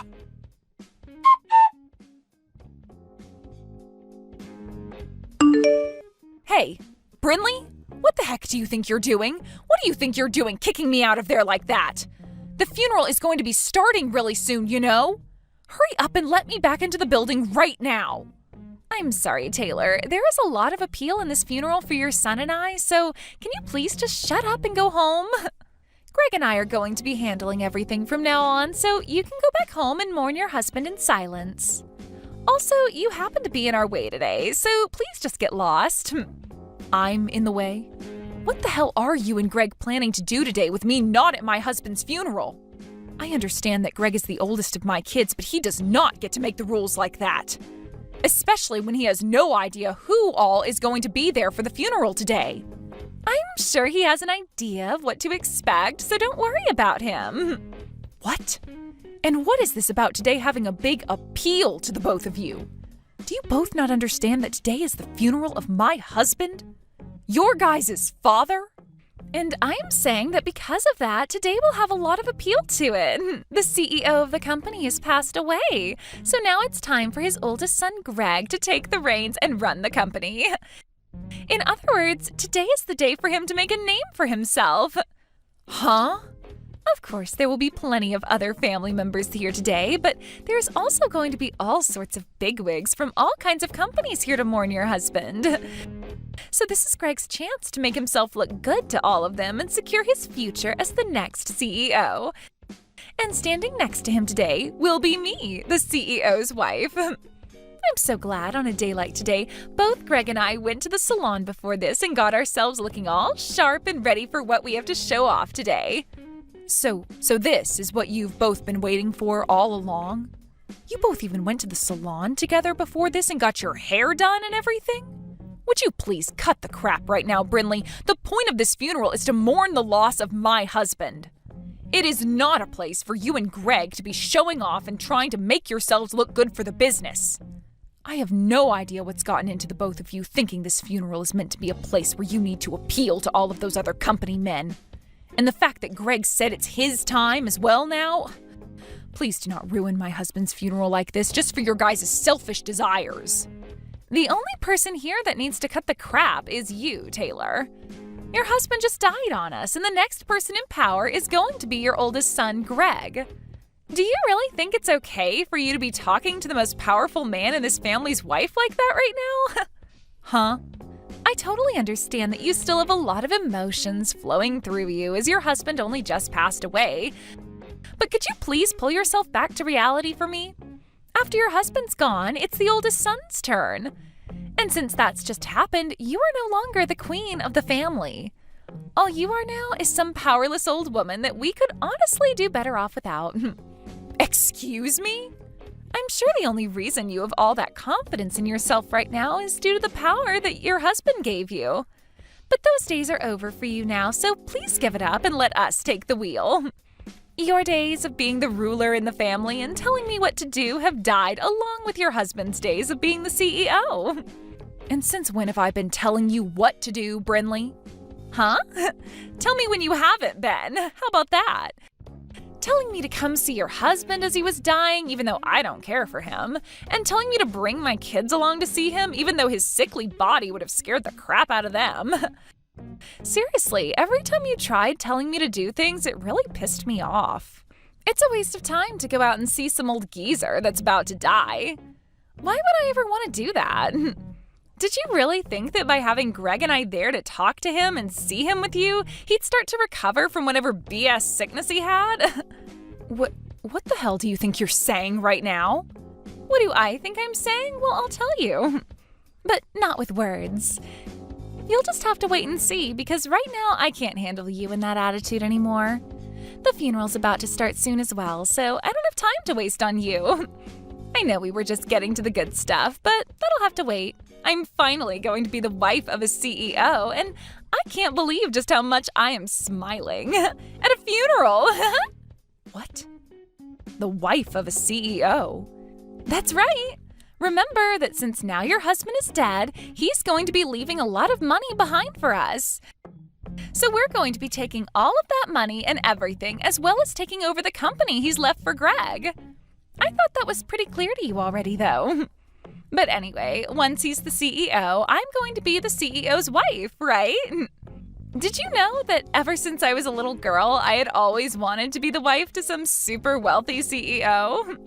So now that my dream is finally coming true for me, I just can't stop myself from smiling. I think I've had enough of you both. Especially you, though, Brinley. Kicking me out of the funeral and then taking it over as though it's meant to be about you both. And not just that, but now you think you have access to all my husband's money and his company, which has led you to grin like some maniac? You really are such a shameless woman. Well now, I'm going to have to hide this smile for the time being and put on a more serious and saddened face to trick the masses. It would be pretty wrong for me to be smiling at a funeral of all places, right? Well, you've been pretty messed up this whole time, so why hide it at all? I'm trying to text Greg right now, but he seems to be ignoring me. For some reason, I'm getting the feeling that all this isn't going to play out in your guys' favor, though. Now, I'd like you to leave the premises at once and head back home with your mouth shut for us. The CEO of the company has struck out, and the next up to bat is his oldest son. And me being his wife means that I'll become the wife of a CEO. Greg isn't even a part of the company. What? Yet you still believe that he's going to be able to get into the company and become the CEO of it right away? You must be so excited about becoming the wife of a CEO that you totally forgot about common sense. I'm sorry, but the next CEO of the company has already been decided.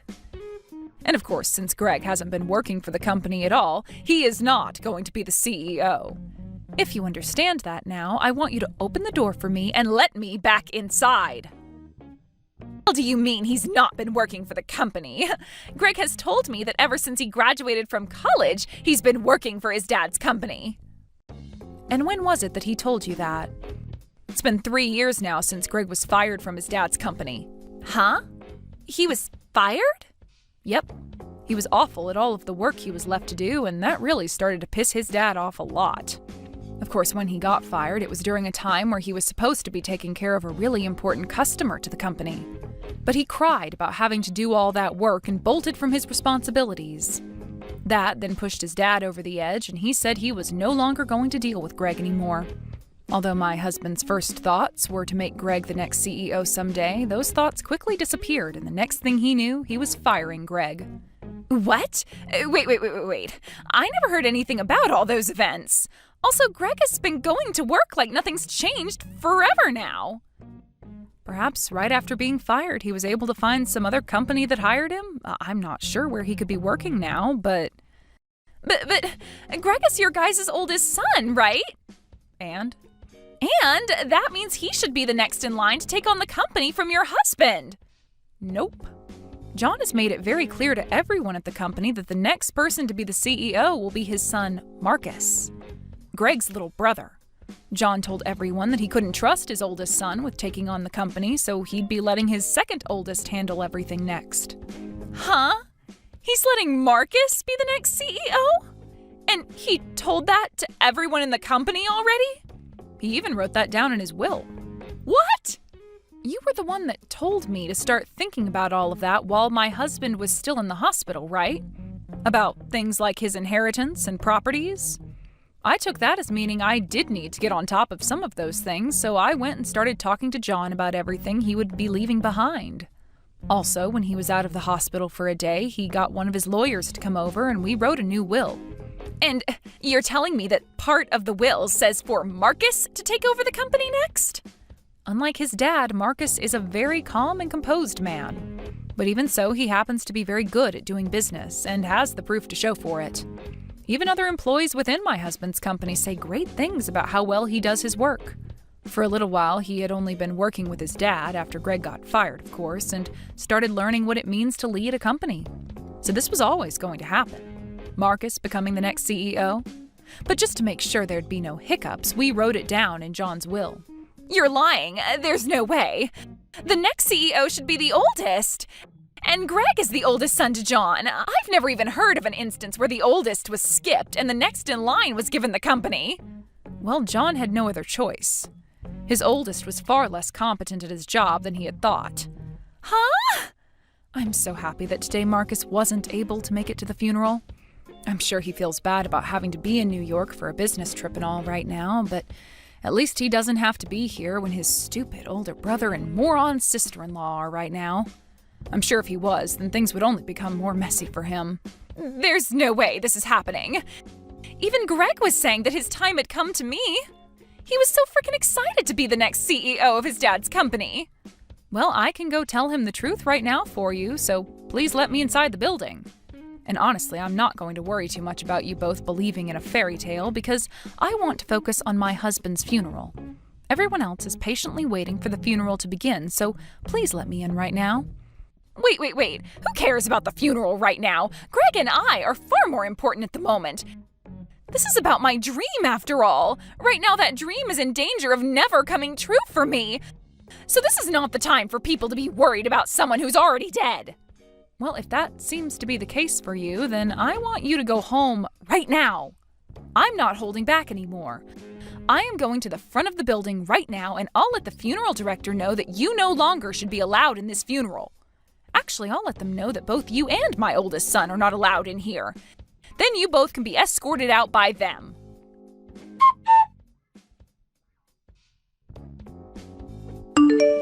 Mum, what is all this about? Why am I not allowed to become the next CEO? It's not too late to make me the CEO yet. Tell that Marcus to let me be the CEO right now. That Marcus happens to be the man your dad chose to make the CEO. He said so in his will. So I'm not going to just ask Marcus to give up the role his late father asked him to be in. The frickin' will? Who cares what Dad said? He's dead now. Why can't you just let me be the CEO? It's not like he'll ever know that I was made the CEO, right? What are you talking about, Greg? I will not allow you to talk about your dad and his final words like that. But what's going on here is stupid. I get that Dad fired me from the company in the past, but I just assumed that after Dad died, you'd be willing to let me back into his company. I've believed this whole time that you would understand that the role of CEO should be going to the oldest son next. You're screwed up, Mum. I'm not the one that's screwed up. It's you and your wife that are. What the hell happened to telling your wife that you were fired 3 years ago? Why were you trying to hide all of that from her? I wasn't trying to hide anything from her. I just got lucky and made the money we needed from some slot machines. Slot machines? In other words, you gambled for the money you needed? Hold it right there. So you're telling me that you didn't even end up getting hired by another company after being fired? What the hell have you been doing ever since your dad fired you? I gave up on working and have been making all the money I need from slot machines. I've been on a massive winning streak for a while now, so I brought in more than enough money to support both myself and Bryn Lee. You are a dad, Greg. You have children. And yet you're telling me that this whole time you've been risking your whole family's future on some slot machines? What the hell have you been thinking? I thought that after Dad died, I'd be able to get back to work for his company. Hell, I thought I'd be back in his company long before he died. I thought me trying to act all sad and depressed around him would get him to hire me back because he felt bad. Yet for the past few years, he never talked to me, so I never had a chance to lie to him about how I was feeling. This year, he decided to get sick. It's not my fault that I had to continue gambling while Dad was fooling around by not ever talking to me and then getting deathly ill. For Christ's sake. Yet now I have to sit here listening to you telling me that Marcus is getting the company. If that's how things are going to be, then who cares about that stupid company? Just give me the dang money he's left for me, and I'll shut up about everything. I'll make sure to use all the money I'm getting to continue my winning streak at the casino. Did you know that I've started to go into debt waiting for Dad to get back to me about letting me work for him again? I've had to take out loans in order to keep playing the slots. If I don't start breaking even here, things are going to become really bad for me. You've been taking out loans now? I'm sure that Dad has loads of money in his savings that will be coming to me, right? Yeah, half will be going to you, of course, but the other half will be for his sons. But Marcus is going to be getting the company, so you can give my part and his to me. He's not going to need any of that money, right? So give me the money, and while you're at it, give me whatever stocks he has as well, right? Greg, I have some very bad news for you. Your dad doesn't actually have all that much money left after he passed away. Huh? What the hell are you saying, Mum? There's no way he doesn't have tons of money still. He was the one that built that company and has been the CEO of it for over 40 years. You both happen to have that massive house, and he has multiple other properties. And what about all those high-end cars he drives? How the hell are you able to tell me he doesn't have much of anything when he's got all of that? I'm sure you knew about how your dad ran his company all by himself, right? And of course he has a lot of land and some pretty nice cars that he drove around a lot when he was younger. But over time he's been putting all those things into his company, and now the cars and land are considered company assets. He left me with enough money to keep me happy, but the rest has all been put into the company and is not included in the will. Huh? Then, what's going to happen with all the money I owe? I thought Dad would have hundreds of thousands to give to me after he died. I just assumed that I'd be able to pay off all the loans after he died and be able to play more slots without going into any more debt. I thought this would be it for me, and I'd never have to worry about going into debt or having to work a job again. You can think about what you need to do next by yourself. If you can't find a way to help your family by yourself, then you open up to Brinley about the whole truth and have her help you. And as for that debt, well, you were the one that got yourself into that mess, so you're going to have to try something in order to pay it all off. I might be getting a lot of money from your dad, but it's only enough to keep myself happy through my later years.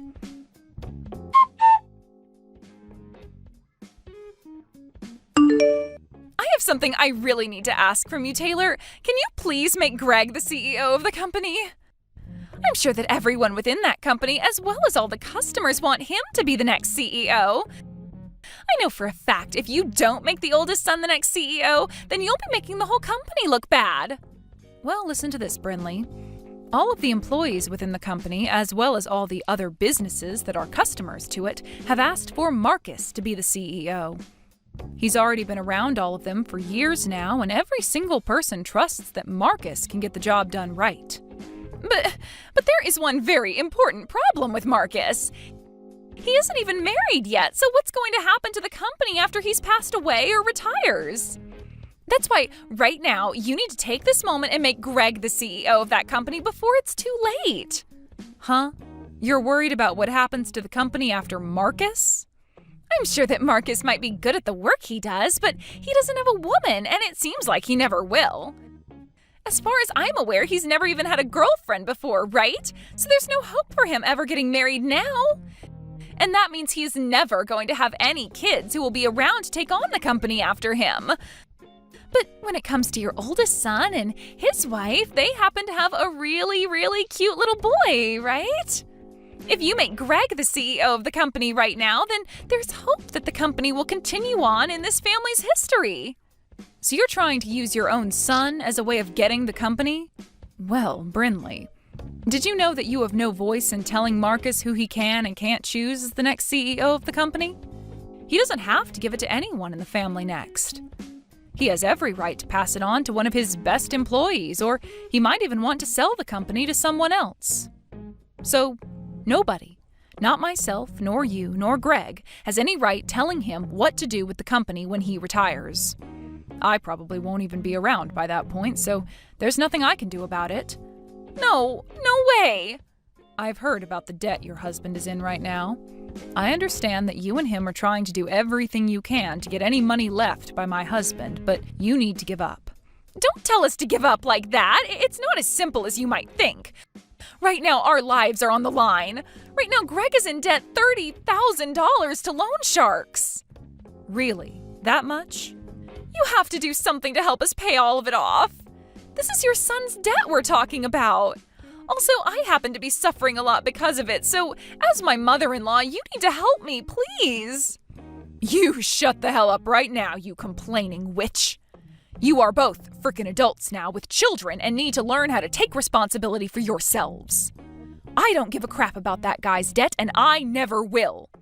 Also, he happens to be your husband, so do your dang job and support him through this tough time. Back when my husband was building his company, he got into $100,000 worth of loans, and we worked together to pay all that off. So you can handle $30,000, you baby. You might have been able to handle all that, but I can't. I might be his wife, but I just can't. Then go ahead and divorce the sad loser. It's your frickin' life after all, so you decide what you want with it. Now that's it from me. I can sympathize with all the crap you're going through right now, but you have to take responsibility for it and handle it. But wait, Taylor. Are you going to leave the both of us? Aren't you going to help us out at least a little? You know dang well I'm leaving you both. I hate you guys with every bit of my heart. What? You tried to kick me out of my husband's funeral. You then went around smiling about the fact that you could use his funeral to make yourselves look good. I don't plan on ever forgiving either one of you for something as cruel as that. Yet now you're asking for my help? Absolutely not.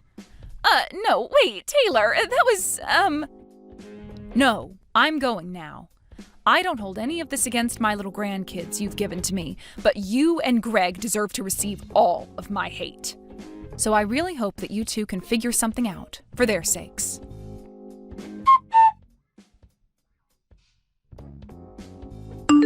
And after that, those two idiots went to Marcus begging for him to help them on their hands and knees while they both sobbed and sobbed. So, being the kind and reserved man that he is, Marcus went and brought them into one of the factories he started to run. At first, both Greg and Brinley weren't given a very good wage or much time off from work, and they complained about it a lot. Greg would even take it up to the factory's manager at times and say that he was the brother of the CEO and deserved better. To which the manager would reply saying that the CEO gave him permission to fire those two at any time he wanted. After saying that, Greg never once complained about the job again, and both he and Brinley have continued their work in that factory. According to some rumors, that manager actually went to school with Brinley, where she would bully him all the time. So who's to say for sure what kind of hell he's putting her through right now there?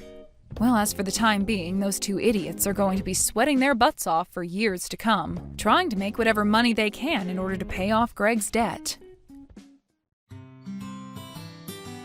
Thank you for watching all the way until the end. If you felt good after watching this video, please like the video. If not, please leave a comment and give us your feedback. Also, don't forget to subscribe. Your comments and likes help this channel grow. We hope you enjoy our other stories as well.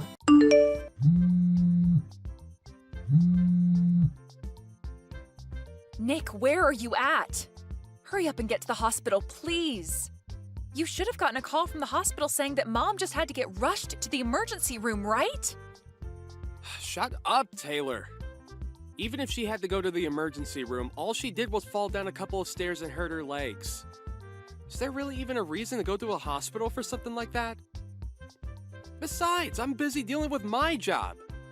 She hit her head really hard on the ground, and at the moment, she still hasn't come to. You need to be more worried about your own mother's condition over a day at work. Huh? I need to be? I think you don't realize just how bad she hit her head on the ground, Nick. The doctor even told us that with how bad the injury is, she may be in a coma for some time from it. Are you serious? Is it that bad of an injury then? Well, that means right now is the perfect chance. I can finally come back home and get all the money I want out of Mom's bank account. Excuse me? Recently, I asked Mom to let me borrow some money from her, but when she replied to me, she was super upset to hear me ask that. She told me that she had no more money for me to have, and then sent me out of her house. But I have to make sure that I have money myself in case of emergencies, right?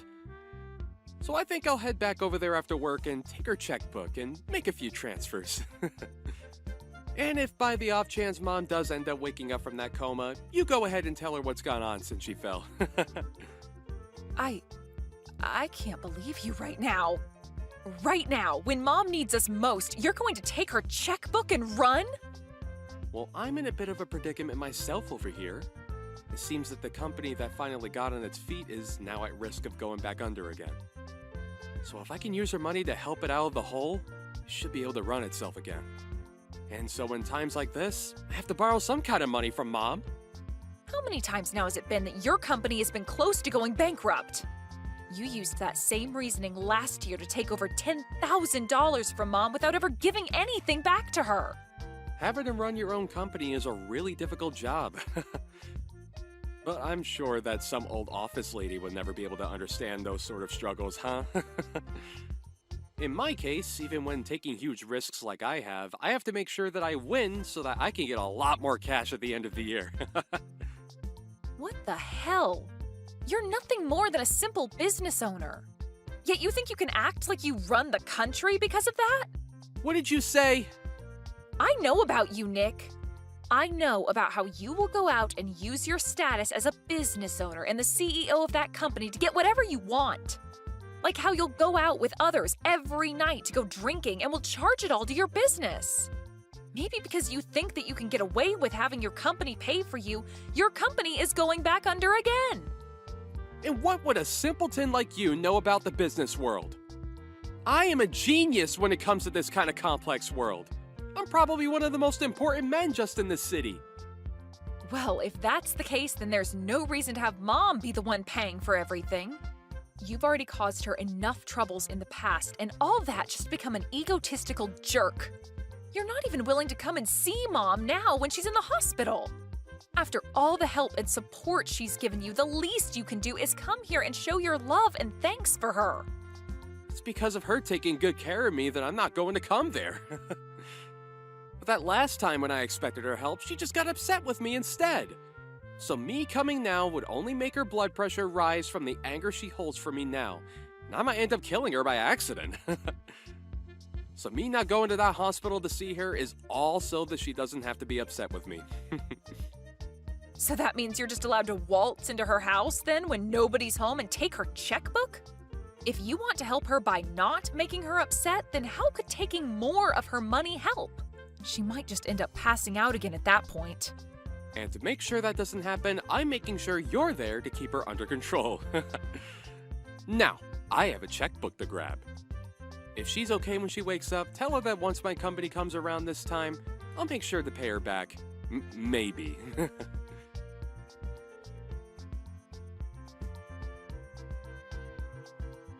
What kind of a horrible person are you? Not even coming to give your own mother a farewell at her funeral? I never thought that my boyfriend's little sister could be this much of a scummy waste. Well, now when him and I get married, I am never going to even bother to get close to you. Huh? I heard all about what's happened from Nick about you and him. But the fact that you'd actually act this crazy is beyond me. You have no right to be absent during your mother's funeral, you jerk. I'm sorry to have to ask this, but who is this? Are you sure you don't have the wrong number or something? I know for a fact that this is the right number. I'm sending all of these messages to Nick's little sister right now. But just to keep you from becoming too confused, my name is Janice, and I'm Nick's fiancé. And I was expecting to become your sister-in-law here soon, but now I'm thinking twice about ever coming near you. What? My brother's fiancé? Nick had never spoken to you about anything to do with me and how we planned to get married. He actually told me to never even speak to you. But to just leave someone that never went to their parents' funeral alone, I just can't do that. And so that's why I decided to text you so that you can have the gift of listening to me complain about you. Can you slow down for just a second? I'm having a bit of trouble understanding what's all going on here, but I'd like to know what you're talking about when you say that I was absent from my mom's funeral. You can't be serious. Do you really think you can play dumb now? Especially when your mother only just passed away a little bit ago? What? I've heard all about you from Nick. He's always gone on about how ever since you were little, you've been the most selfish person he's known. How if you're not number one, you'll never let things rest. And because of that reason there, he's always had to work so hard and fight for some sort of success. And it's even because of you that he wasn't able to get the education he wanted because he could never make it to the college of his liking. What are you going on about? And when it came to your guys' parents, they always favored you over him. It's because of that when your dad passed away, you did nothing to help out with the family. And when your mother ended up unconscious, you didn't do a dang thing and had to ask that your brother handle everything. And it seems that even after your own mother finally passed away from those accidents, you didn't even bother showing to her funeral. Can you please stop talking for a second? What the hell are you talking about? All of that sounds like some bullcrap to me. What about any of this is bullcrap to you, you little piece of crap? After doing absolutely nothing for your family, you want to come and get the money left over, don't you? I bet you've even gone and taken what was supposed to be left for Nick so that he doesn't get a dime. Huh? Why the hell are you such a greedy witch? There's no reason you should be allowed to take all your parents' money when you already took so much from Nick. We'll make sure that all that money from your dead mother goes to us. So give us everything you took from her right now. You can say all you want about me, but, I think you have a ton of misunderstandings right now. And it seems that my brother got the best of you by telling you all sorts of stories that make him look as though he suffered. The only one that ended up getting everything they wanted was you. And now you're acting as though you don't know anything about Nick. You left all the care that needed to be done for your mother to Nick, and you never even showed up to her funeral. Yet now you think it's okay to have all her money? That must explain why at your age, you're still single and alone. You are the worst. Huh? Your parents ended up spoiling you too much, and now you can't even find a man to put up with your needs. But I have to say, most men don't like being together with a spoiled brat. And since you're so spoiled, you wouldn't need a man anyway, would you? Who are you calling a spoiled brat? Jeez, just when I was getting away with being able to marry a business owner and everything, his mother had to pass away. The whole time we were supposed to be getting the wedding together, he had to care for her and such before she passed. And so the only thing that kept me going with him was knowing that one day, his mother's money would come to us. But now I have to live with the fact that all the money I had hoped for is being stolen by his little brat sister. I am never going to forgive you for that. You really love to just spew crap from that mouth of yours, huh? Do you think you can listen to what I have to say? Shut up, you ugly witch! You're the worst thing to happen to the family. Hurry up and give me my money. I am going to be the wife of a CEO, and so that means I should be getting all the money from his mother. So that money is mine and my man's. Huh? You're worthless as anyone's daughter if you can't even make it to your own mom's funeral. You have no right to her money. So you give all of it to us. My mom passed away 7 years ago. What? You never bothered to listen to what I had to say, so I'll tell you again. My mom died 7 years ago. Yet you want me to give you all her money now? And you think I don't have any right to her money? You've been going on about such nonsense for almost 30 minutes now, so could you stop that? You're the one that's been speaking nonsense. What the hell do you mean she passed away 7 years ago? Your mom only just passed away last week, right? I'm not sure what all my older brother has told you, but our mom passed away 7 years ago. And the one that ended up caring for her before she passed was me. And the one that put the whole funeral together was also me. Actually, my pile of crap brother never even once talked to me after that, and he didn't do a thing to help with the setup. Huh? He said that I'm a selfish little sister, did he?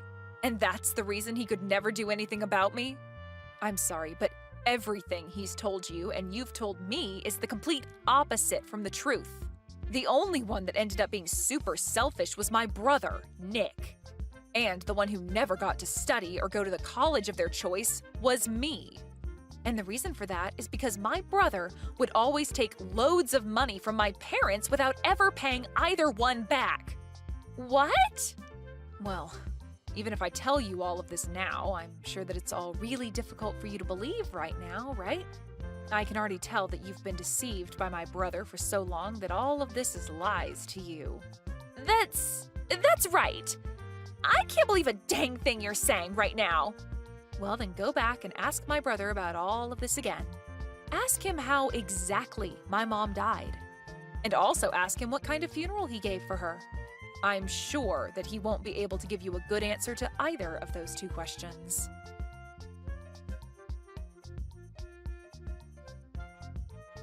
Taylor, hey! Listen, do you think you can read the atmosphere a little here? Why the hell were you telling her the truth about everything? Couldn't you have just let her have a moment of yelling at you and then moved on from there? I was just finally starting to relax again, and now you're here. What do you want? And also, can you please thank me for what I did? I made sure to take time out of my day to correct all the bull crap you told Janice. What do you mean, bull crap? I had to explain what happened with me as well. Huh? What situation are you talking about? Well, I have finally gotten my company to steady out, and I now have myself a girlfriend. But she keeps nagging me, asking me to get married as soon as possible. I had only just gotten engaged to her, but she kept asking me to meet my mother and all that. I had a lot of things happen to me, so I wasn't able to make it back to Mom's house easily, right? So I told her that my mother had fallen, and a lot of things happened since then. And so after that, you told her that Mom had passed away and all that other crap? I had no other choice, Taylor! She told me that she can't meet my mom, to at least let me go and see others in my family. And so I chose to tell her that Mom passed away out of nowhere. And by telling her that you're a terrible sister and shouldn't be messed with, she would not bother asking to meet you. At least I thought she'd stay away from you. So you just couldn't stop yourself from telling lie after lie, and now your whole life story is a lie. So it's all because of you that she thinks I'm some kind of mentally screwed up sister? A person that I don't even know about just randomly started texting me, calling me a witch and ugly and all that. Why do I have to be the one that has to deal with this crap now? Well, that's what I'm wondering myself. Perhaps if you were just a bit nicer of a little sister, I could have gotten away with all the lies I told Janice. Why, though? Why would you tell her that Mom passed away 7 years ago? Now you've gone ahead and made her doubt some of what I said. Huh? You shouldn't have been lying to her about that sort of stuff in the first place. But at this point, I'm not even sure what you should have done since you seem so freaking toxic right now. You know that your mom passed away 7 years ago, and she should have known as well. Huh? Wait, so she seriously did pass away? Wait, are you actually being serious about that? You remember how she fell down the stairs and slammed her head on the ground, right? Well, in the end, she never did come out of that coma, and did pass away. What? But during that whole time, you just left me to watch over her while you took her checkbook and ran. I tried my best to contact you over and over again to tell you that she had died. But you never once replied to me or answered my calls, leaving yourself in the dark about everything. So back when you were calling me like 10 to 11 times a day, it was because Mom passing away? I just assumed that it was Mom trying to yell at me after she woke up from her coma or something. I knew that she'd be pissed after hearing that I took her checkbook, and so I just wanted to run away and ignore her. And what you did back then will never be forgiven. You went and caused trouble for her all the way to her very last breath. And then when we had her funeral, you never bothered showing up for that. Back then, I had never wanted to think about you as my brother, but my, what good timing. I never knew all of that was just you ignoring me that whole time, thinking that you could just stay away hidden from Mom or something.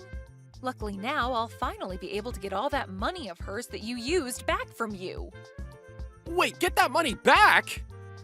Mom had kept a record of all the money she lended you back in the day. But now that she's gone, I'll take her place and gladly accept all that money back for her. And after taking a good look at it all, you owe me $300,000. I want all of that back and all in one payment. What? Well, if your company is going steady now, then you shouldn't have a problem giving me that money, right? Now, good luck getting all that money prepared for me.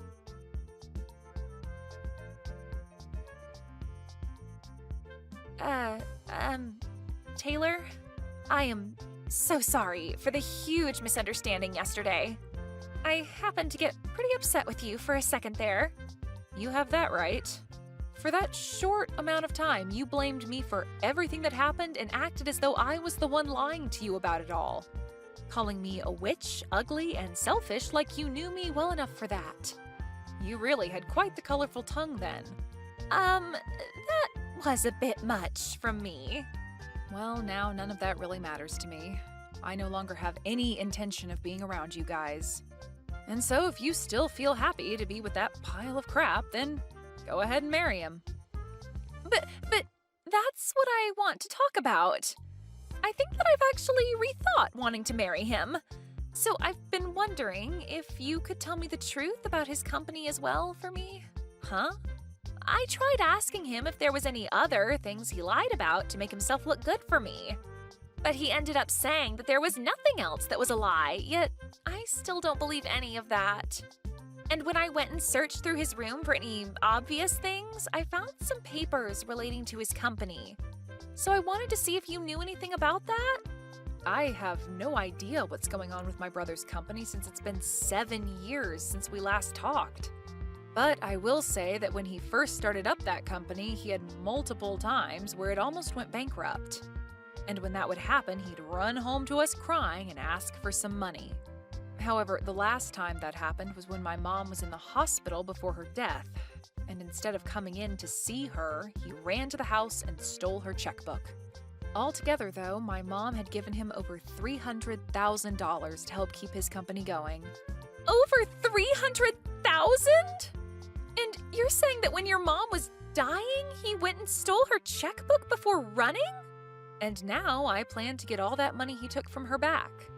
I'm not quite sure how his company is doing now and all, but I am going to make sure that every penny he took is back with me. Could this possibly mean that Nick is kind of a scummy person? I think I really did make a mistake when choosing who I wanted to marry. Well, just to let you know, I plan to sue you as well, okay? Not only did you not have any idea who I was before talking to me, but you started out the conversation by verbally assaulting me for no good reason. That really caused me some trauma, and so I'll get with a lawyer to have a lawsuit made against you. What? But I was being played by your brother. I'm sure that you don't see it as too much of a problem, but to me, this is about my pride being hurt by you. For so long now, I've had a tough life due to Nick.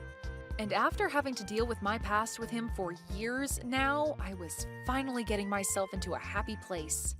But right when everything was looking good for me, you came along and destroyed what I'd worked so hard for in one small set of text messages. And now, I can't just let you get away with doing that. Stop lying, okay? Stop all of that! I told you that your brother was the one that took advantage of me!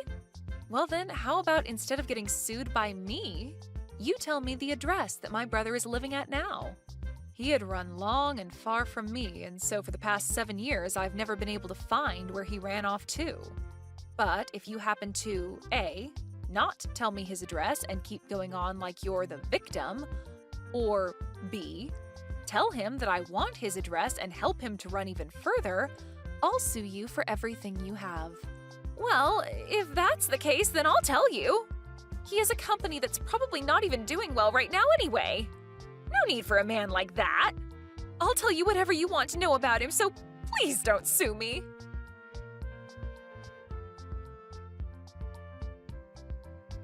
Hi, Taylor. I have something I'd like to ask from you, and that's... Will you give me a little money? What?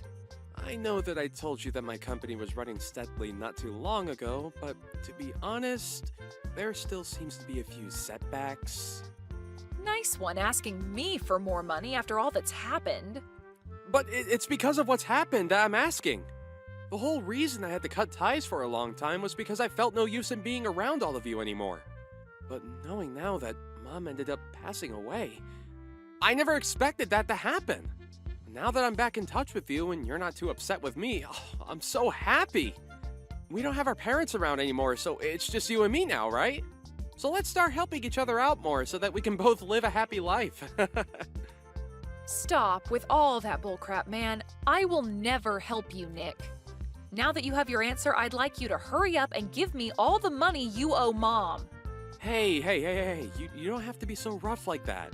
I'm telling you that once my company is back and steady, I can get you all that money. But you've told that to Mom plenty of times, and yet here we are with you having to pay $300,000 to me.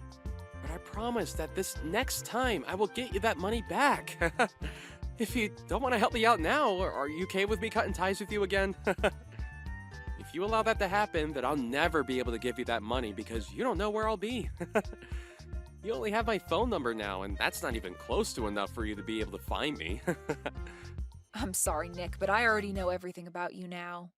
Where your house is, where your company is located, everything. I know about your friends that you go out drinking with. I know all the customers that buy from your company. Everything. Huh? And now that I have all of this information, I can bring my lawyer along to make sure that all of that money does indeed come back to me. Lawyer? Well, I never was spoiled as much as you were by Mom and Dad. They would never let me run away from them like you always did, but unlike them, I'll never let you run from me. I'll make sure that after this you give me anything you can to make up that $300,000. Hey, hold on! You can't just get a lawyer to come after your own brother. And why can't I? You're practically a criminal at this point. You would always say some crap to Mom to get her money and then never give anything back to her even though you said you would. And that's why you ended up staying away from her even when she was on her deathbed. Not to mention the actual crime in all of this. You stealing her checkbook? Well, I'm going to take all of this very seriously, so you'd best be ready.